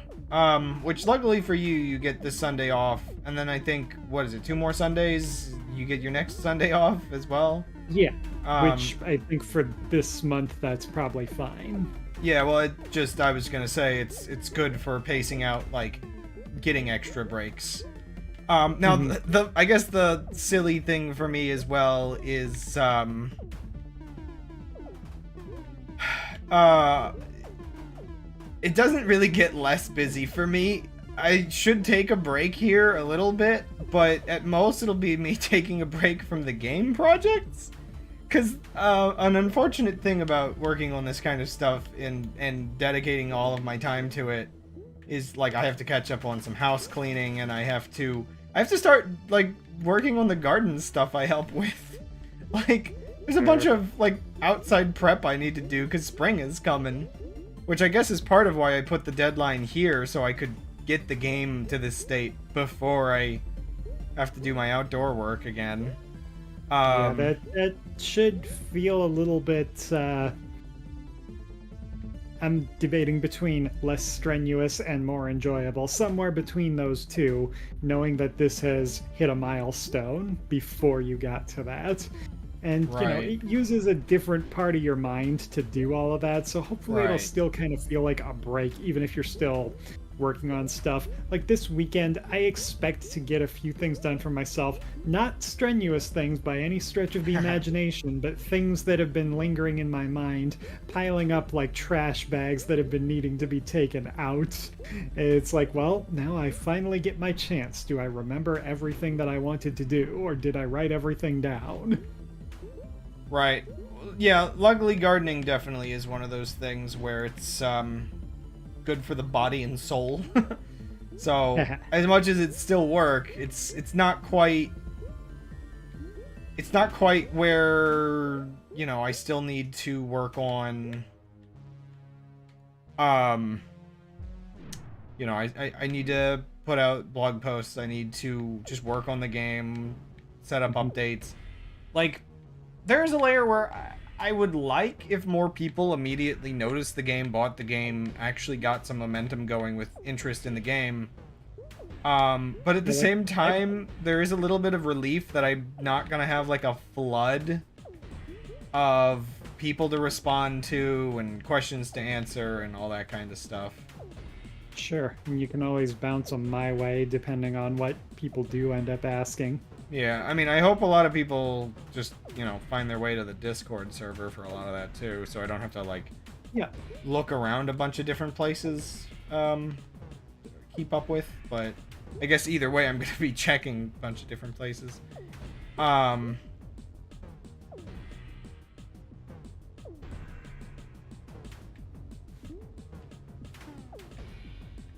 Eventually we'll make one sale and be in the top 1% of game developers. Oof.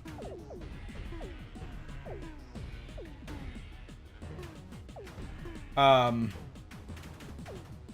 yeah, definitely. I've realized that is admittedly part of why I'm, like, not sure how long I want to go this evening. Just because I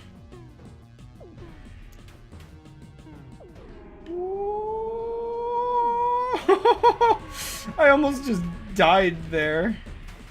That last little bullet I had to turn for because I'm still in infinite mode.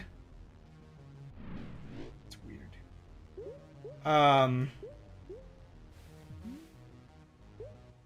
Wow, okay. Well, actually, that's interesting. Let me actually register the fact that I just beat the boss in infinite, or in one hit, one life mode. So I guess that's as good as I am at this game now.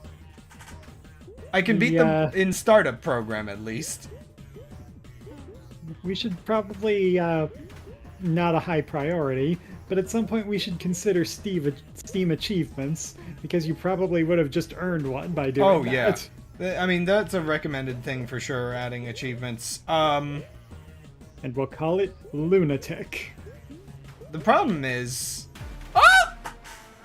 the problem is, like, how many achievements, like, in terms of, like, do we just do it any... Like, I guess we'd probably want one for, like, any level in like, yeah, would that be like any level one hit mode, then an achievement for any level in one life mode, and then any level in both, and then specific hard levels get their own achievement? Oh gosh.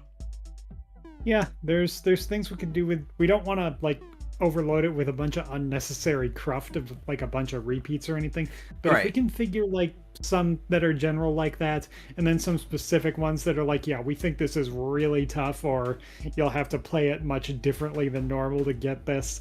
I can think of those. I'm happy to throw those kind of things in. In general, yeah, this game is perfect for having the kind of achievements that are like you actually have to play diligently to get, rather than just be like, oh, you beat one of the arenas, congratulations. You did the basic task of completing parts of the game. Now, actually, a weird thing though, the weirdest thing is a lot of developers actually use achievements to figure out how far people are getting in their game. Right, the unavoidable ones. Yeah, so it's like that's like a weird strategy that I don't know. I don't know how much I care. Yeah, like if we included one for this that you get just for starting the game one time, that would be more like a joke than any serious metric. I wonder how hard it would be to get an achievement for closing the game. Because like how do you You know, how do you register the achievement before the game closes? I could probably do that. Ah, that's so stupid. If there's a way, I believe I could figure it out. Oh, that would be hard to test too. I think I need to make like I think one of the things that's hard to test. I don't know if there's a way you might be able to clear achievements off your account, and I'll probably just have to do that to test them. Mhm. Yeah. Like it a lot of times games will have like their own internal list of achievements to go along with the one on a platform like Steam or Xbox or whatever, so we could always tie it together so that like you can test it locally, clear it locally, and just be able to trust if you get it locally you would get it through their system too. Right. Oh yeah, before I like don't note it, just I was gonna finish talking about being tired, and it's just like, yeah, I don't entirely know out of the amount of time that I was actually in bed, how much of it was spent sleeping. Right. Which is not great after a week of like at least 3 days of only getting like maybe 5 hours of sleep. Right. So I'm probably still Yeah, running on I 5 had one a of day. those nights recently where it was like I woke up in the middle of the night, I went back to bed. I can't tell if I fell back asleep or not because it was like while I was laying there, it seemed like my thoughts were pretty active, but then when it was time to actually get out of bed, it's like, well, I feel very different now than I did 1 hour ago. Did I fall asleep in between? I don't know. Yeah, like I hate how much I actually woke up, because it was kind of stupid where it's just like I think I woke up at like I think it was like around like 2-ish after going to bed at midnight. And my body's like, you're awake Right. now. And I just sat in bed doing half nothing until an hour passed. I hope you have better nights of sleep ahead of you now Right? that this is behind you. Oh my gosh, it was so weird. I know it's a stupid thing to do in bed, but I ended up like watching a video for an hour, and then I read for an hour, and then I think I probably Reading. laid down, and it probably took another hour before I finally fell back asleep. So I think in total, I mean, I got at least 6 hours. The problem with waking up at 2 is also the hour it takes for me to fall asleep to begin with. So it's like Right. maybe 7 hours last night. But like that's sort of the problem is like I'm trying to concentrate on okay, I have to sleep. Concentrate on sleep. Don't think about the work stuff. Just sleep. Like hum in your brain, just sleep. And I'm trying to think of that kind of stuff. And then randomly my brain is like, oh yeah, you should set this thing in Steamworks. I'm like, no! Now I'm thinking of assets I have to create. Ah! Again, even that should get a little bit easier now because, as you said, the deadline has passed and we've done what we needed to for that. So we're back to a more leisurely working pace. Right. Man, if there's one thing that weirdly eats me alive, it's looking at all of the Steam events that like passed in the last like 6 months or so, where we just did not have it ready for the demo for the like October Next Fest, and we had to go with the February one. I'm glad I didn't try to like rush a demo out 6 months ago. That would have been so stupid, and I was really out of my league there, so it worked out. This is the level of stress when you are adequately prepared. Right, yeah. I remember I was listening to a discussion where someone was talking about how like he was in charge of a release schedule for a big program rollout kind of thing. He was saying like you'll never actually be ready, so you might as well set the deadline as early as you feasibly can. Try to work with it, accept whatever bugs come your way, and fix it from there. And it's like, well, I don't think I would call that a 100% ironclad strategy, and it's not one that I would roll with, but I see a bit of wisdom to it. I like how I'm just playing in this mode at this point. It makes me look more skill. It makes me look more vulnerable and like I haven't been playing well.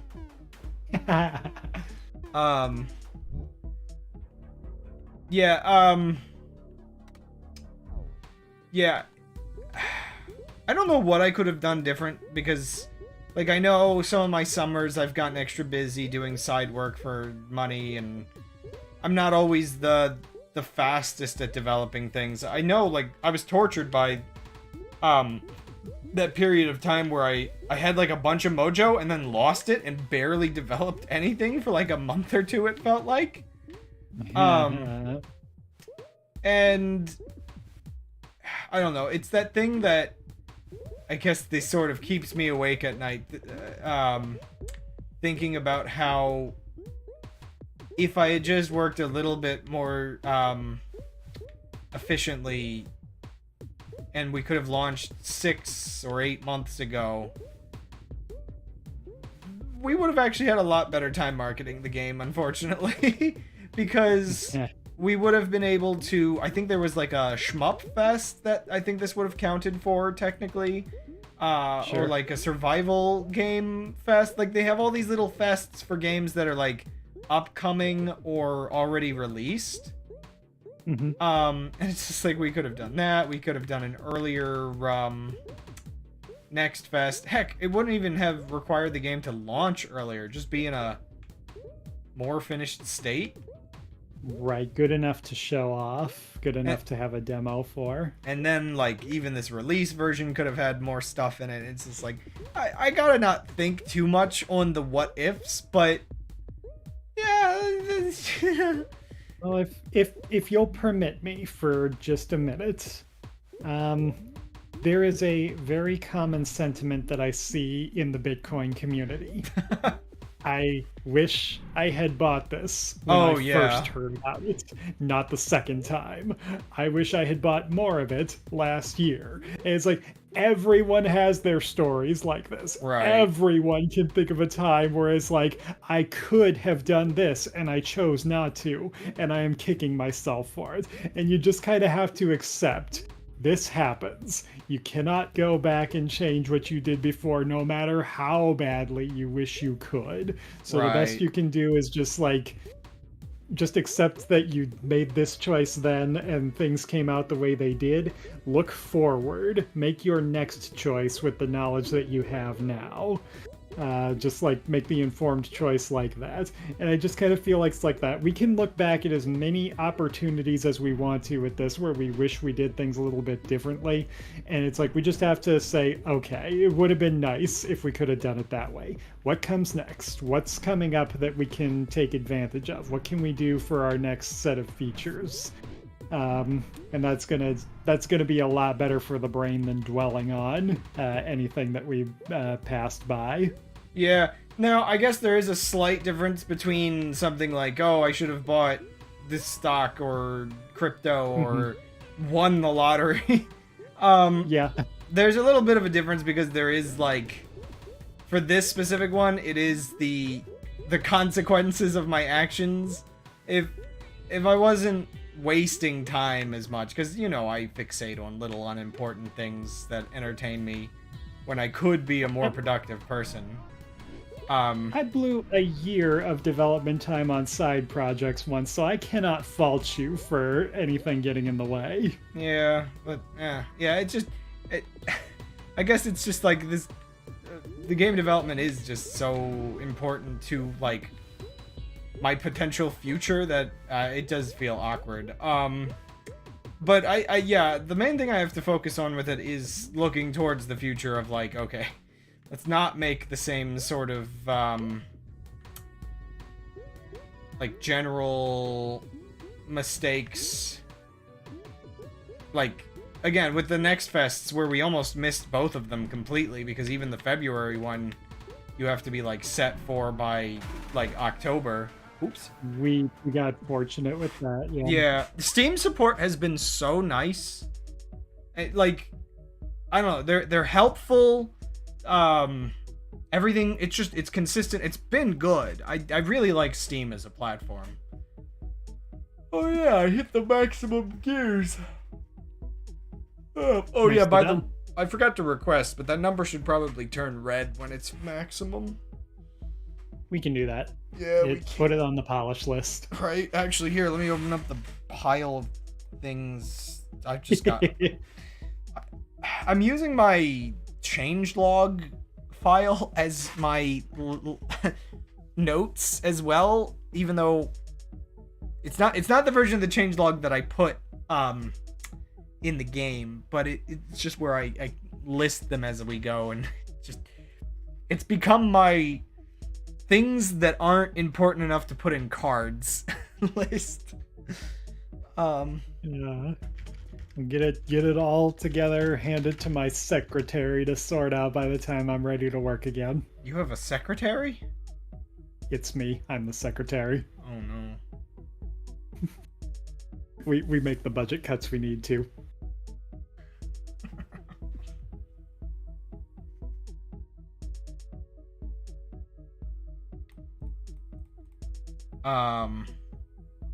But yeah, so one of the things I'm going to try to be better about is actually looking through Steam's calendar of upcoming events and signing us up for whatever we're allowed to. Yeah, definitely keep an eye open for what we can get in on, because we might as well. It's like remembering It'd be a little bit easier now that we have a base to start with. Right. It's like putting the game like into the various sale events is one of the things for sure to remember to do, because that's very important on Steam. But also my brain is turning off.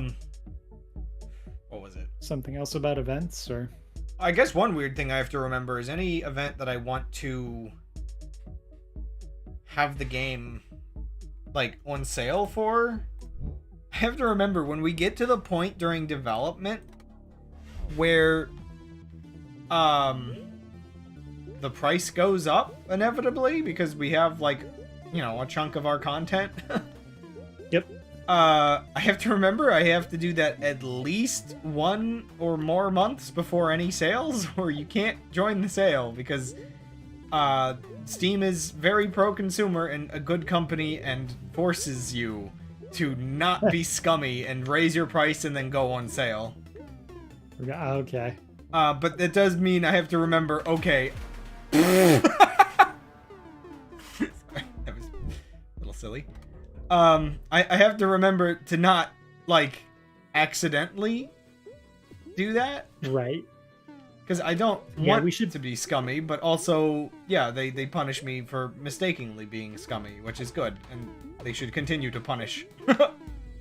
We should probably put together, like, a checklist for future major milestones that we put out there. So, like, if we're going to be raising the price, we just have a checklist, like, are there any sales coming up in the next month that we want to be part of? Is there anything that is close that we want to, are there any events coming up that we could wait for? Just kind of have a list of things to go through so that we don't have to think about it all at once. Right. I do have, like, a spreadsheet that paces out what the, like, minimum and maximum sell prices I'll, like, be using each year of the game being out. Mm-hmm. Because that's one of the things, as time goes on, I'll ramp up sales, but definitely not any, you know, 90% off sales in the first year or two. Yeah, that's not the right timing for that. I mean, I feel like some people do it, but I think they're a little less confident in what they made than we are. Maybe. The thing I'm not entirely sure of yet is what the final price of the game will be once I feel like it has all of its content. So it's really weird. Yeah, we'll kind of just have to kind of constantly reassess. That's what I'm looking for. Kind of constantly assess, like, what feels right for where it is right now. I'm trying to figure out, I've seen this once before, and I never actually waited it out before. Did the conveyors ever speed up when it does this? Sorry, this is a uncommon bug that haven't quite figured out what to even... Like, I'm assuming this will be fixed when you fix some of the other game starting issues, but, like... Probably. I don't have the debug text, so I can't tell what's going on. Oh, I hate these. Cue the elevator music. Do do do do do do do do. At this rate, because it's not really spawning anything, it's gonna take an hour. Okay, let me just restart. I'll figure out what's going on with those eventually. I wonder if it just didn't set, like, the conveyor. I don't know what that was about. That was actually a little worse than I thought that bug was. That's so weird. I don't think I've seen that one before. I don't know if it has something to do with how quickly I restarted the game. There's a couple soft locks I'm not happy about with menus. That would be particularly nasty to try to, like, recreate on purpose so that you can step through the code and see what's happening. So it's like, I really hope that it just is part of something else, gets fixed alongside something else, but if it persists, we'll do what we must. I think I have an idea for what causes it. Here, you get some live testing. So if I wait, and then it's normal, okay.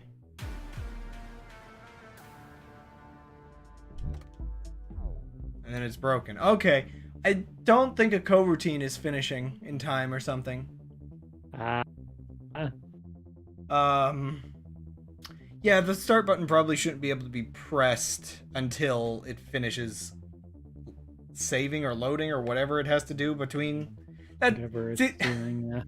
Yeah, if you want to know, like, the kind of odd stuff I do to, like, get a hunch and then test. Yeah, oh man, it's specifically if you press it too fast, because that's fine.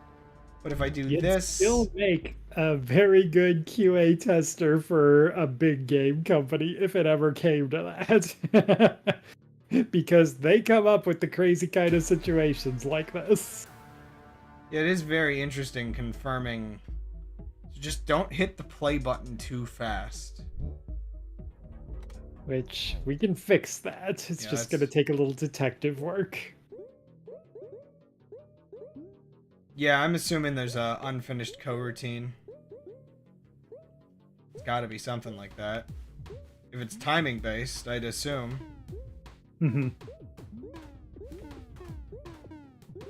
Oh, I remember. I think when I was talking about, like, why I'm so tired, part of my point I was gonna get to if I didn't mention was that, yeah, I'm realizing it's not that I don't want to play the game right now or that I don't want to stream right now. I'm just tired.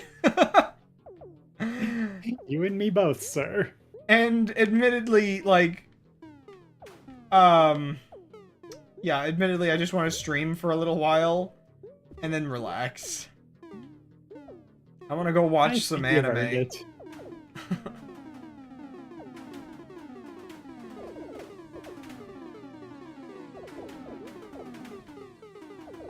You know, relax after I... Wait, no, don't convince myself to do more work. No. Relax first. No. It's that kind of day. But I gotta do my regular stream. No. Ah! Oh man, you can tell I'm getting more tired because I'm dying in the most basic of ways now. I wonder how much longer... The way I do. I wonder how much longer I should stream. Here. I'll play through each of the gauntlets one more time here in dark mode, I guess? And not with those enabled.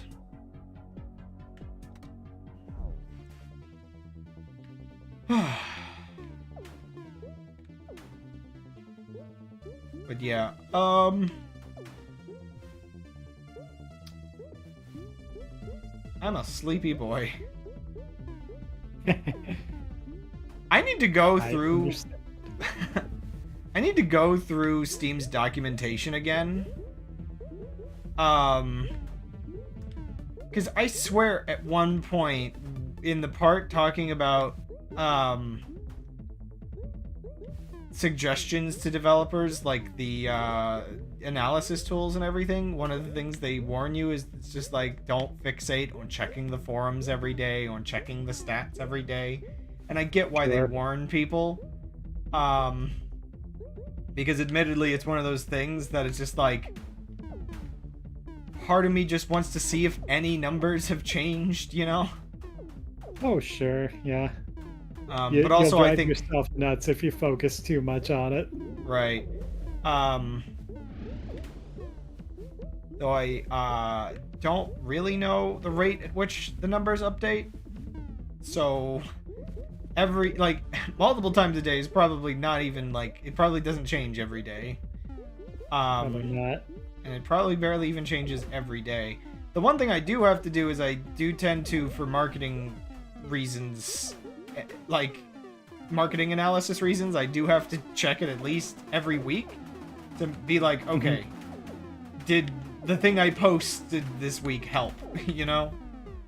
Yeah, like I would say every week is probably a good measure under normal circumstances. If you feel like you're in a sort of honeymoon phase, once a day is probably the most that is reasonably useful. So just somewhere between those two measures and you're probably good. The problem for me is I don't really know how early access launches go compared to like full game launches. Because I don't think Steam shares it around quite as much. Like, Sure. it'll go on a couple pages on Steam, but like Steam has specific you get like 5 marketing rounds that you can do, but you really, I guess, shouldn't do that during early access, I'd assume, because you don't get any more of them. And so maybe like once when early access is getting closer to finished, I'll do it. But otherwise, sure, I'm reserving those for when I feel like the game is, you know, complete. And that right. And I'm like, marketing a final product. It's weird to think about, but like a final, no longer early access release, that feels like a big milestone, a big distance goal that we should be looking for right now, but it's not something that we need to hurry toward. It's marathon, not sprint kind of a thing. Just like set our sights there, make our way there. Don't worry about getting there before such and such a time. Just whatever it takes to do it right. Right. Yeah, so the awkward part is like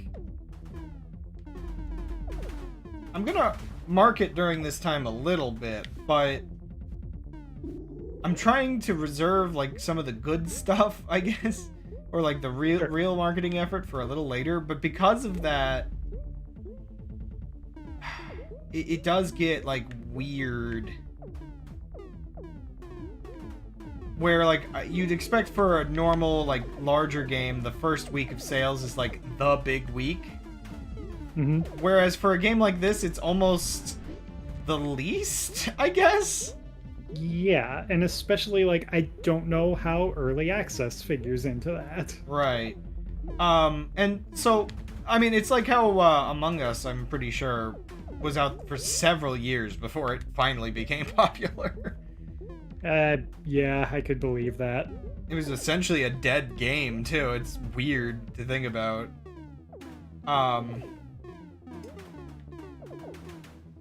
And yeah, so it's like your popularity is for the future.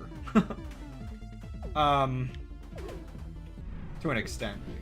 The so yeah, the weird thing there, and why like the honeymoon phase, it's something where I probably shouldn't look at the numbers as much. Is just the level of like, I don't want to see that I've sold like 5 copies and go all for nothing at all. I don't want to get dramatic, you know. Yeah, like you don't want to demoralize over something where it's like, this is not really the time where we expect the big push in the first place. Right. It's more of a curiosity is the phrase that came to mind. So right. It's weird thinking, oh yeah, this is our first game. It's uphill from here, right? See, it's kind of weird because down, sideways. I'm not 100% sure when I say it's like up from here. It's just like I do worry if we go with something like a more like cell shaded game or something for the next one that's not so much like physical rendering materials like this uses to be shiny metals and everything. I hope people don't find different stylizations to be feeling like it's less, I guess, of a like less detailed, lower quality. Like I know people get like really mixed up when it comes to especially cell shading, where they can be like, well, that's lesser than fancy graphics. Yeah, I think that for that, I want to make sure it's in service to what we're doing, because I've seen things that were like bad cell shading before. True. Where it's like you can tell that they went for this because they thought it made it look more like a cartoon, or because they thought it would be a little bit easier to do or something like that, and it didn't come out quite how they envisioned it would. But if it's like your project was made with this in mind, and the visual style and the art style complement each other nicely, and like we have it all put together in such a way that it makes the most of it, it's not going to feel cheap then. It's going to feel cool. One strange thing to think about. Oh man, so this is where I doom myself by having like really high standards of quality, and feeling like things need to go for, you know, the current standard. One weird thing, I'm just thinking about how good toon shaders have become with like outlines and just everything. Think that through. Yeah, I'm just thinking, like, I'm gonna have to do some learning if I want to do like a cartoonier looking game, because knowing me, I'm not going to be satisfied with any of the older methods of rendering this stuff. Sure. Like, I'm incredibly impressed that even like shovelware anime games can now look very much like anime, even when they're 3D models. Like, I guess that's the silly irony to it. Oftentimes CGI and or 3D modeled anime characters in video games look better than they do in the actual animes when they do it. Sure. Granted, that's even gotten really good recently. Oh. Wow, I didn't see that one. That's one thing I forgot to do. I need to texture the rockets. They don't have their like red glow like the other things do, so they're a little harder to see than I like. Especially in this mode.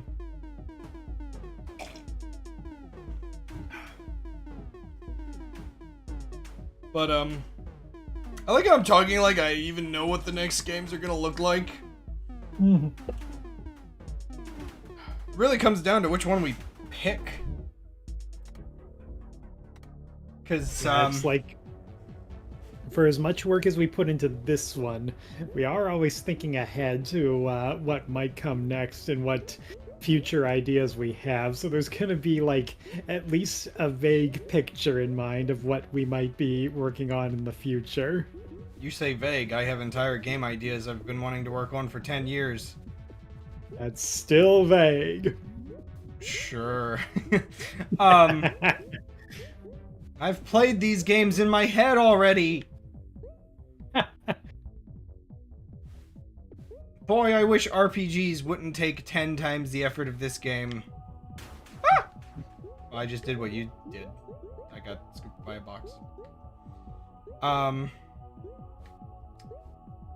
Yeah. It is weird to think this was like our test project.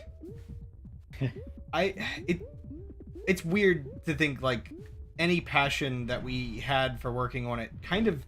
Oh, I got greedy. I saw something I wanted it. I failed to get it. Yeah, like I would say my interest in making this game went from I just needed an idea of something to make to, well, I've become obsessed with it. I guess it goes to show some level of the kind of passion that goes into making games sometimes, where even something that wasn't like one of the dream games to make basically can kind of turn into like an obsession.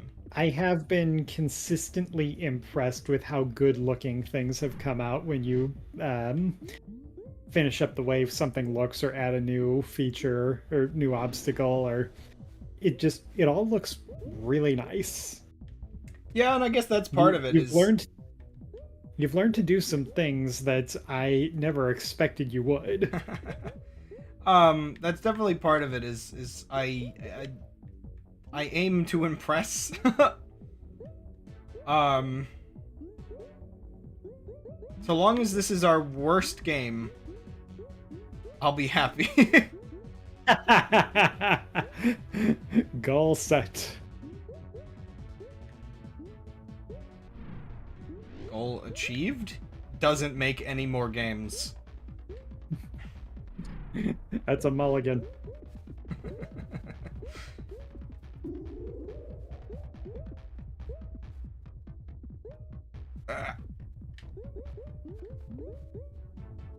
Ah! Scary!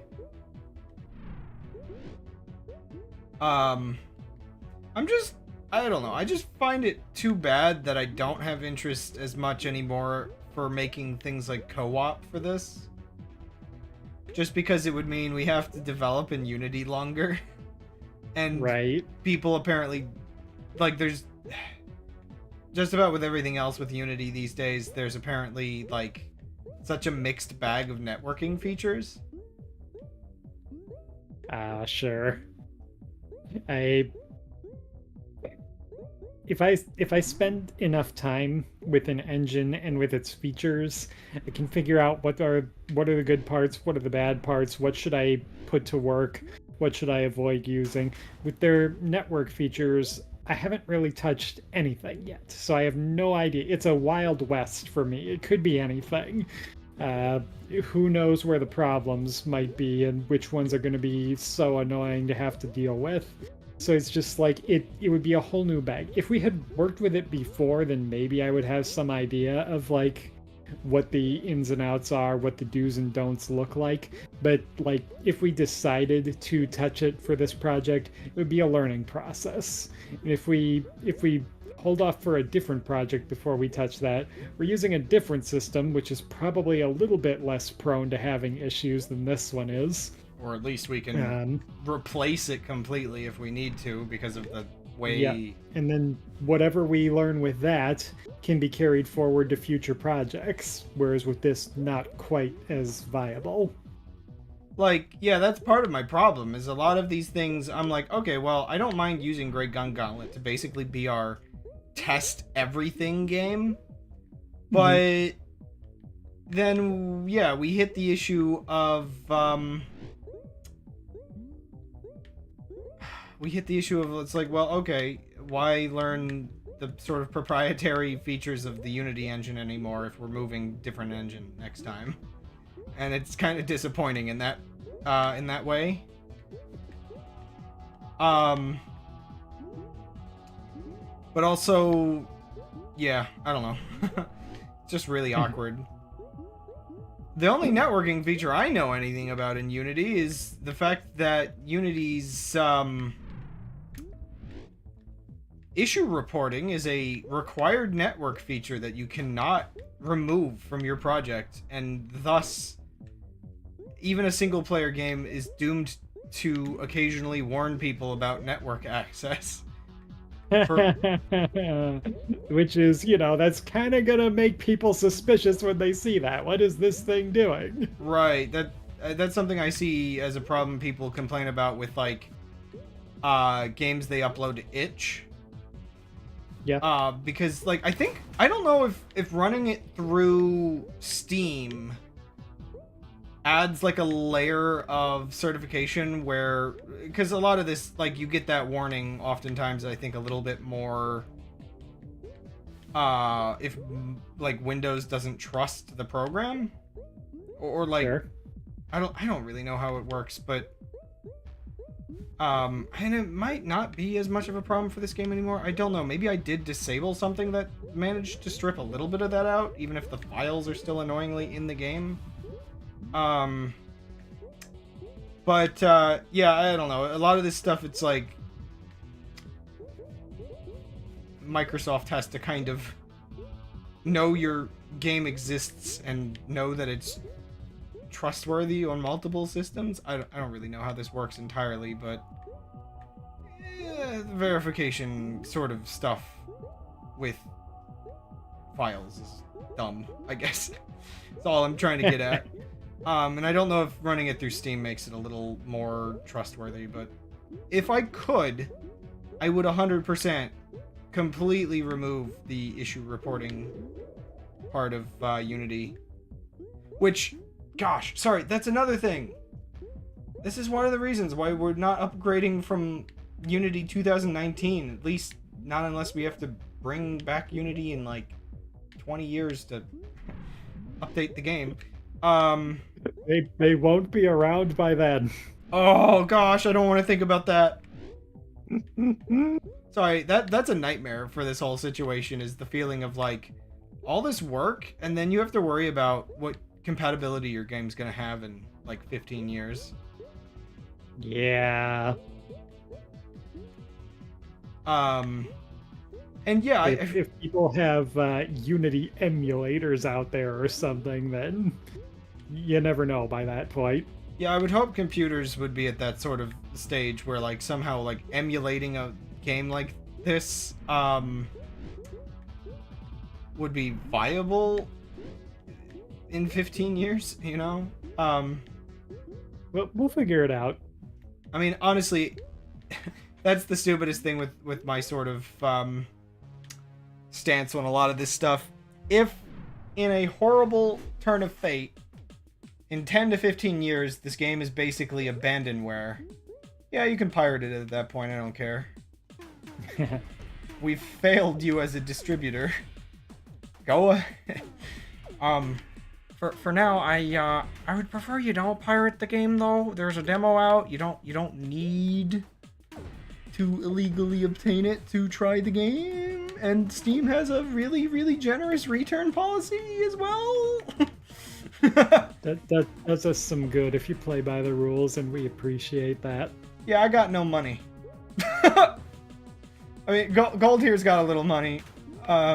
He's doing okay. But I got no money. Which, you know, if our livelihoods are somewhat connected together by these projects, my not having money means Gold has half money. I'm stealing all of Gold's money! Now, hold on a minute now. Uh-huh. I'm holding on to your money. Quite how that works. Yeah, well, I mean, you told me to hold on, and I'm holding on to your money.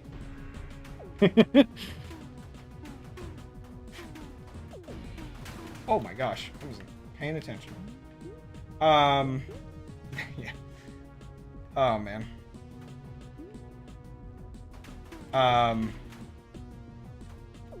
I really do hope Godot is like at least decent enough that we can use as a base.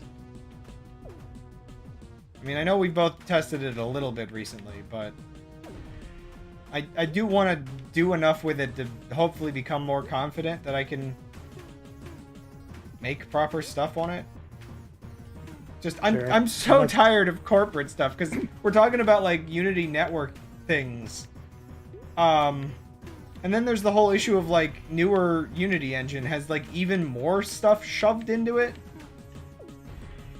It's like, yeah, no, I don't want to use an engine that feels like I'm causing somebody a security risk. Yeah. It feels bad, man. Yeah. Godot will just take like some practice, some getting our feet wet, and the more we do that, the more it'll build the confidence. We'll get to see what we can do with it. We'll get those wheels turning. We'll start envisioning all of the things that we want to do with what we learn. So it's just a matter of putting the time in. See, we haven't had that time yet for reasons that we're looking at right now. See, that's one of the things for me as well. I don't want to get us stuck with another 10-year whatever. I know we haven't actually been developing this game for 10 years, but it feels like that because we developed it a little bit, went away from it, developed, went away, you know, back and forth a bit.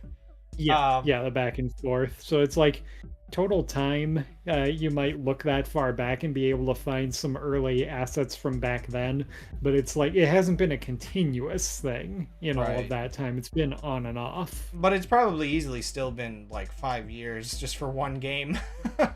Sure. And yeah, I I don't want to end us up with us on another like 5 to 10 year test game where it's not something we're as passionate about. So it's like there's some options that are like hopefully smaller than this, I would even think. That would be good to test Godot out with. But then there's like other ones that are like a little bit larger of a project, but also still at the scale that even if Godot has like limitations, it would still make a good game. Sure. Honestly, I just want to make like a couple $1 million off of a game and then spend the rest of my life doing test projects and barely releasing anything. I feel like I've heard of a creator or two like that. See that's the silly part, I guess. Why is there not music? Game? Oh, there it is. Oh. Okay, so that's a weird thing. That can happen sometimes. I think I know what happened. It's one of the problems with it not resetting the layers properly. It's the equivalent of how it was playing other music layers, but in this case there were none. Yeah. Right. It's I'm not sure if that is related to the other startup issues that we see or if it's something separate, but I'll track it down. I'll get it figured out. Yeah. Always a thing to do, you know? But, yeah. I'm glad the music system works as well as it does. Yeah, you're gonna hate this, but there are still some unpatched issues with, layer timing. Sure. I noticed it a little bit here and there. Not as much as it used to be, but not nearly as bad. The main problem is that the melodies still transition out a lot. And I think the problem is, so remember you added a couple fixes to compensate for things like when in the menus or in pausing and whatnot. Yep. Yeah. I think there's just a couple more lines of code where you have to add that compensation. Okay. Yeah. Yeah, because, yeah,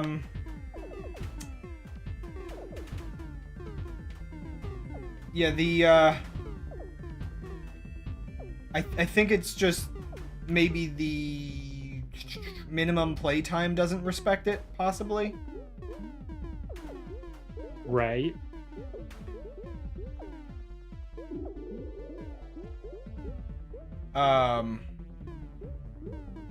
Plus there's just like a couple things where I need to adjust. Like, once I know that the music system's like working, like 100%, I do need to adjust some timings myself for just, like, I think I've got some like fade out times wrong, where it's just like, that's a little too fast, or that's a little too slow. Once we get all of that sorted, yeah, gosh, I really just love this music system. I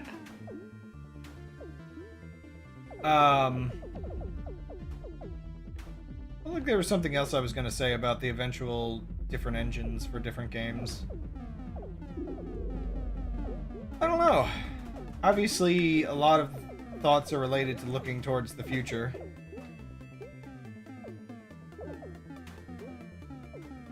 Again, I always mention during these streams the oddity that you'll eventually run out of tasks, but I'll have plenty to keep going. Well, we'll get there as we get there. It was a thought that came to me earlier in the week was like, well, my thoughts are much more in the future than in the present right now. Right. I'm not sure if this still counts as living in the moment. Kind of. I'm not... Kind of? See, it's like, the present is going fine, so maybe I don't have to just live in the moment.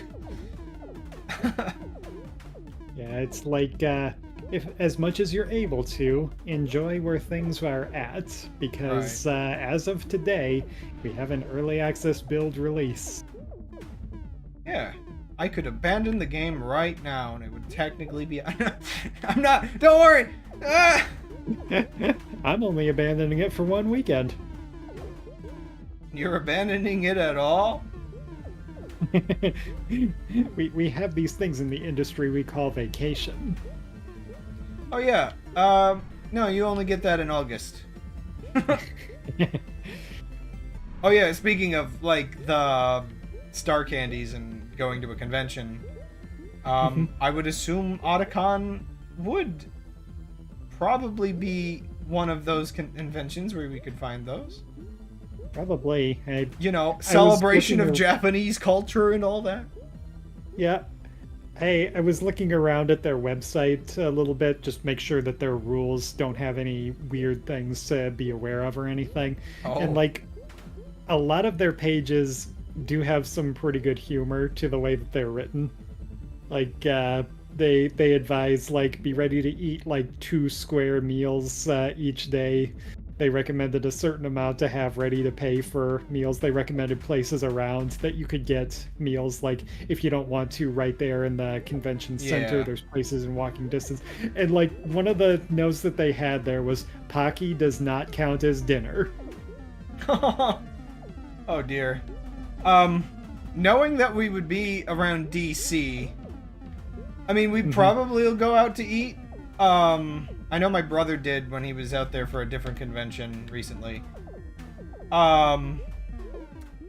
But yeah, we'll probably pack a lunch. Sure. I mean, I don't know. Well, okay, so we'll probably eat there, but like again, 2 square meals like they recommend. Like, I don't know. We'll either eat breakfast at home or maybe get fast food on the way. It really depends. Fast food's just not worth it anymore, though. Like, again, like your go-to would be, the egg sandwich. Yep. And at this point, I make ones just as good. I can provide you an egg sandwich. It's very easy. Sure. I've literally got a pan, a little tiny pan that makes the like egg patties that perfect size. Yeah, I think I've seen that. Yeah, and, some of it'll be location based too. Like where I live, the fast food is not totally unreasonable. It's not something you would do every day, but it's Right. like when you want it, it's there and it's fine. Meanwhile, like when we went to the Grand Canyon, the closer my you got to gosh. it, the more unreasonable the fast food prices got. So I can't imagine Washington D.C. is the right place for that. Right. I still can't get over the fact that the regular restaurant at the Grand Canyon was like better priced than the McDonald's that wasn't even quite at the Grand Canyon. Like, Right. what? It was... I guess this sends a message or two. I just can't tell you what they say. I'm not that good at the encryption. What I should try to do is get us order a set of shirts. I've been meaning to do this for years, but I should finally spend the money to get 2 Golden Crab shirts printed for when we go to places like this. Because becoming a walking billboard is the level of sellout that we must become. Making candies based on the collectibles in the game is probably not the level of sellout we should become. That'll be when the right contract deal comes along. Let someone else take care of that. Right. See, actually, that was one thing when I was commenting the joke about abandoning the game, or well, actually no, before that I was joking about just wanting to make a bunch of money so I can just work on personal projects forever. Yeah, no, the funny thing there is the people that have those stories of like selling their company or whatever so that they could focus on personal projects. I could never relinquish control for money. I can't believe how that's just how the industry operates. It's insane. But I guess, what is it that people say? Everybody goes insane when money is above $250,000 or whatever it is. Sure. Like, I hope I don't go insane if somebody offers me money. You know? I will talk you through it. I've been telling myself for years that I would never, like, get desperate like that. And, like, I would assume going forward, I'm going to be better off financially than I've ever been. So living with being financially poorly off for so long, you know, I don't know. Things are getting better. So I don't think I'll ever be greedy for more than just like a basic life. Yeah, it's like as opportunities come up, you just have to take your time and think through them. And the same logic applies here as it does anywhere else. If they're trying to make it sound urgent or they're trying to rush you into a fast decision, that's just a scam. Right. But yeah, I guess oh. Yeah, I guess the other thing though, joking about and talking about people selling their games. Yeah, usually if you want to do something like that to just gain the freedom to do whatever you want with the money, it's usually a bad idea because I've noticed when people have all the money they want, they stop doing anything productive.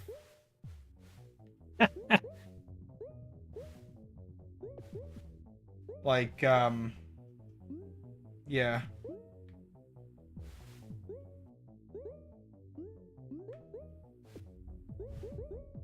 You'd find me... I feel like I've heard discussions about how, like,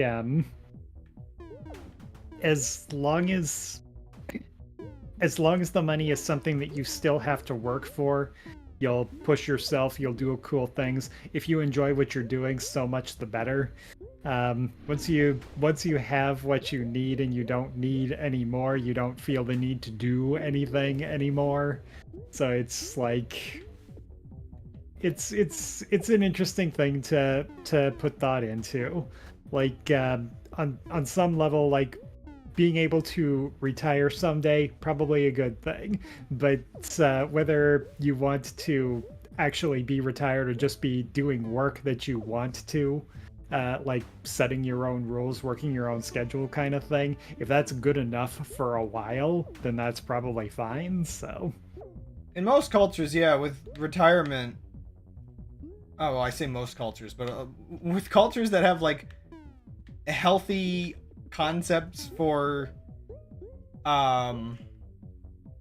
retirement, usually retirement is like there's something that you end up spending your time doing, even if it's as weirdly like morbid as I remember there's some places where like basically what a lot of people spend their retirement doing is woodworking their own casket into like this really ornate thing. And it's just like that's a bit much on the like preparing for your own death, but it is keeping you busy, I guess. Gives you something to do. It's a hobby. It's a little much, but a little much. I think given the option, I would prefer to do some woodworking of some decoration for my kids. Right.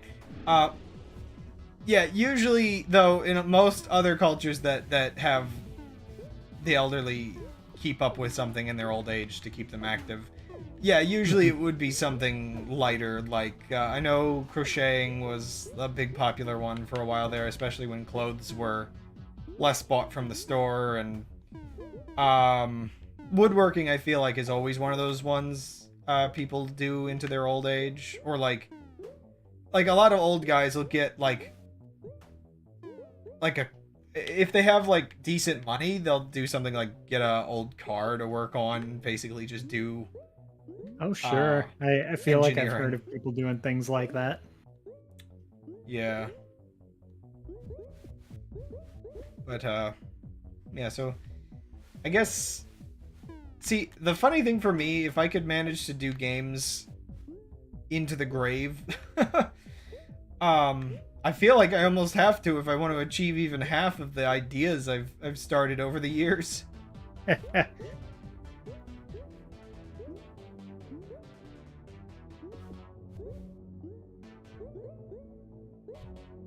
When we count people like beating gauntlets.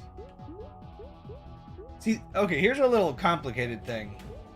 If somebody has infinite mode enabled, technically, like, they haven't completed it if they beat the boss. But they've done that and more, so... I believe infinite mode is counted as a win if you defeated the boss. Okay, so you did compensate for that. That's good. Yeah, I have 2 different win states, one for normal mode, one for endless. Ah. Yeah, because we're tracking... And they both count when checking if you've completed. Okay, yeah, so... when we eventually also do, like, the check marks for, one hit and one life mode, yeah, we can sort of count those in infinite mode, and I don't know, we just different check boxes. It would be like, I'm wondering how we should display it in the UI, because, okay, so the UI right now is, as I keep mentioning, getting replaced. I have a whole mental picture that should look way cooler when I'm done, or at least be more useful. I'm trying to think the best way, like, to display the completed check marks, I guess, because any completion would check off, like, the main one, because I'll have a spot where it'll be able to basically label a level as like completed, so players can quickly go through their list and find ones they haven't really played before. But I guess, like, when you select it, I'll have it display, like, the full, like, each way of play that they've completed it. And I wonder if I should display that as boss beaten. Because otherwise, then, yeah, then infinite mode's a little awkward if it's completed infinite mode? Oh? Something that should definitely be an achievement is beating the boss 3 times in a row. Because I haven't even done that yet in all of this testing, like in infinite mode and everything. Okay, so spoilers for literally the last level of the game. I'm still debating whether Victory Lap or Null Reference Exception should be the last level. I'm thinking Victory Lap, like, yeah, that's gonna be weird because my mental picture for thinking out a lot of this stuff has again been mostly this first arena. But I have to, like, start reworking my mentality to, like, what the actual other arenas look like. And that last arena is gonna be brutal. Like, I feel like a lot of people are probably wondering, where can you even go with this? But, yeah, trust me, it goes places. Actually, I think recently I figured out what I think I want the, 5th arena to be, which was, like, the last one. I'm like, okay, I know what I want the last one to be, and I know what I want the 2nd, 3rd, and 4th to be. But what about number 5? So I might do what I was doing the other day and start sort of blocking out the shape of it.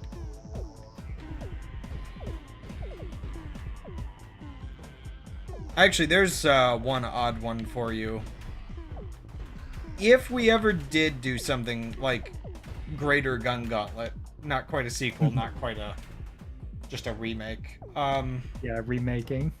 Well, I wouldn't even say remake, because we'd probably remaster maybe for that. Yeah, remaster is probably the right word for what we were talking about earlier. The one thing that I would maybe consider adding was an idea I had for this that just seemed like too much extra content. Which would basically be an actual roguelike mode. The idea I always had for it is weirdly similar to how that Game Boy... Oh, we just tied. You remember the Game Boy Donkey Kong? How it starts as just the regular arcade Donkey Kong, and then on the third level, he gets up again and climbs away again, and there's like a whole game of like a bunch of extra levels. Yep, I haven't seen it myself, but I have heard stories. Yeah, I've had the idea if I ever made like a roguelike mode that what I would probably do is I would probably have it start where you're in this first arena, you play it for a little while, and then like the power goes out. And the electric gates go down, which lets you like actually enter the rest of the laboratory. That's a cool way to do it. Yeah, that's just kind of like, it would be screen to screen style, very, I guess, classic in certain ways. But yeah, I just think to myself the level designing aspect of that would be interesting because there would still be some level of conveyors, but I think a lot of it would just be like, you explore a room, it has a set number of turrets in it, you destroy them, you move to the next room kind of thing. Sure. Honestly, if I'm comparing it to any game, it would probably be most similar to a less gory Binding of Isaac.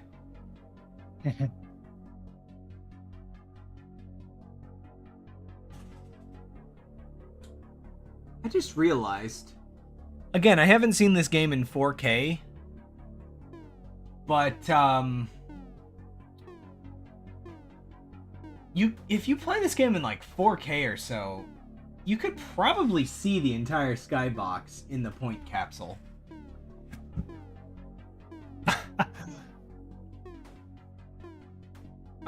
So, we've been streaming for about 3 hours here.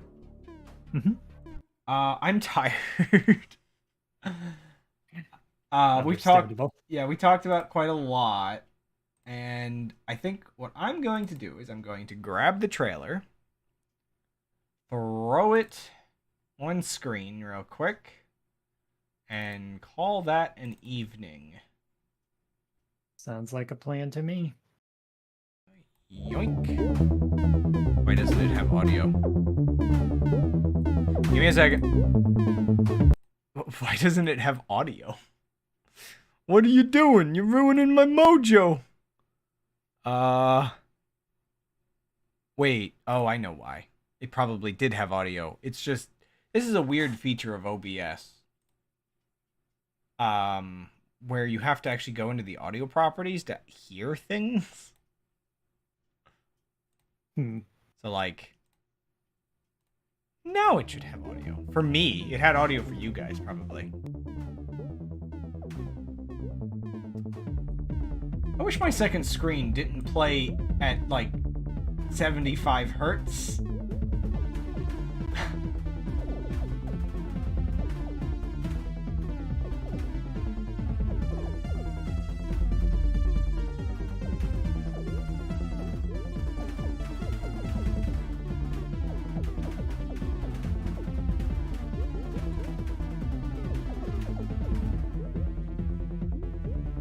It dawns on me. Just thinking of things to try to develop later. Whoa, that crusted.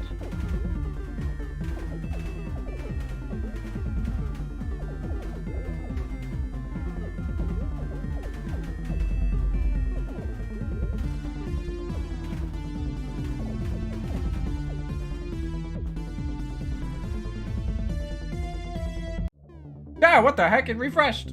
Oh well, we'll watch it again.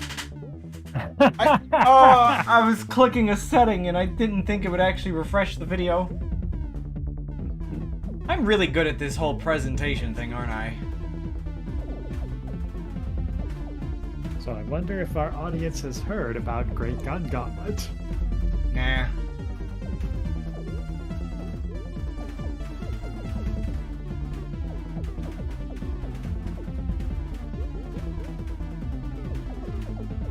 Also, if you want honesty in a video game trailer, this trailer was recorded yesterday, edited yesterday, and with the build that I uploaded 2 days ago.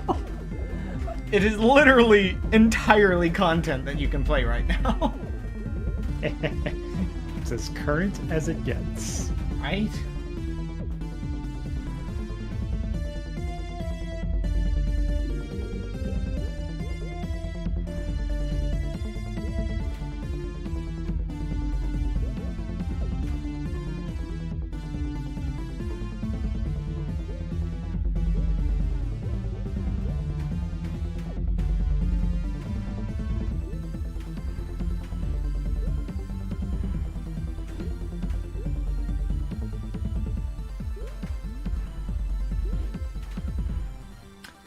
Oh yeah, that was one thing I changed recently.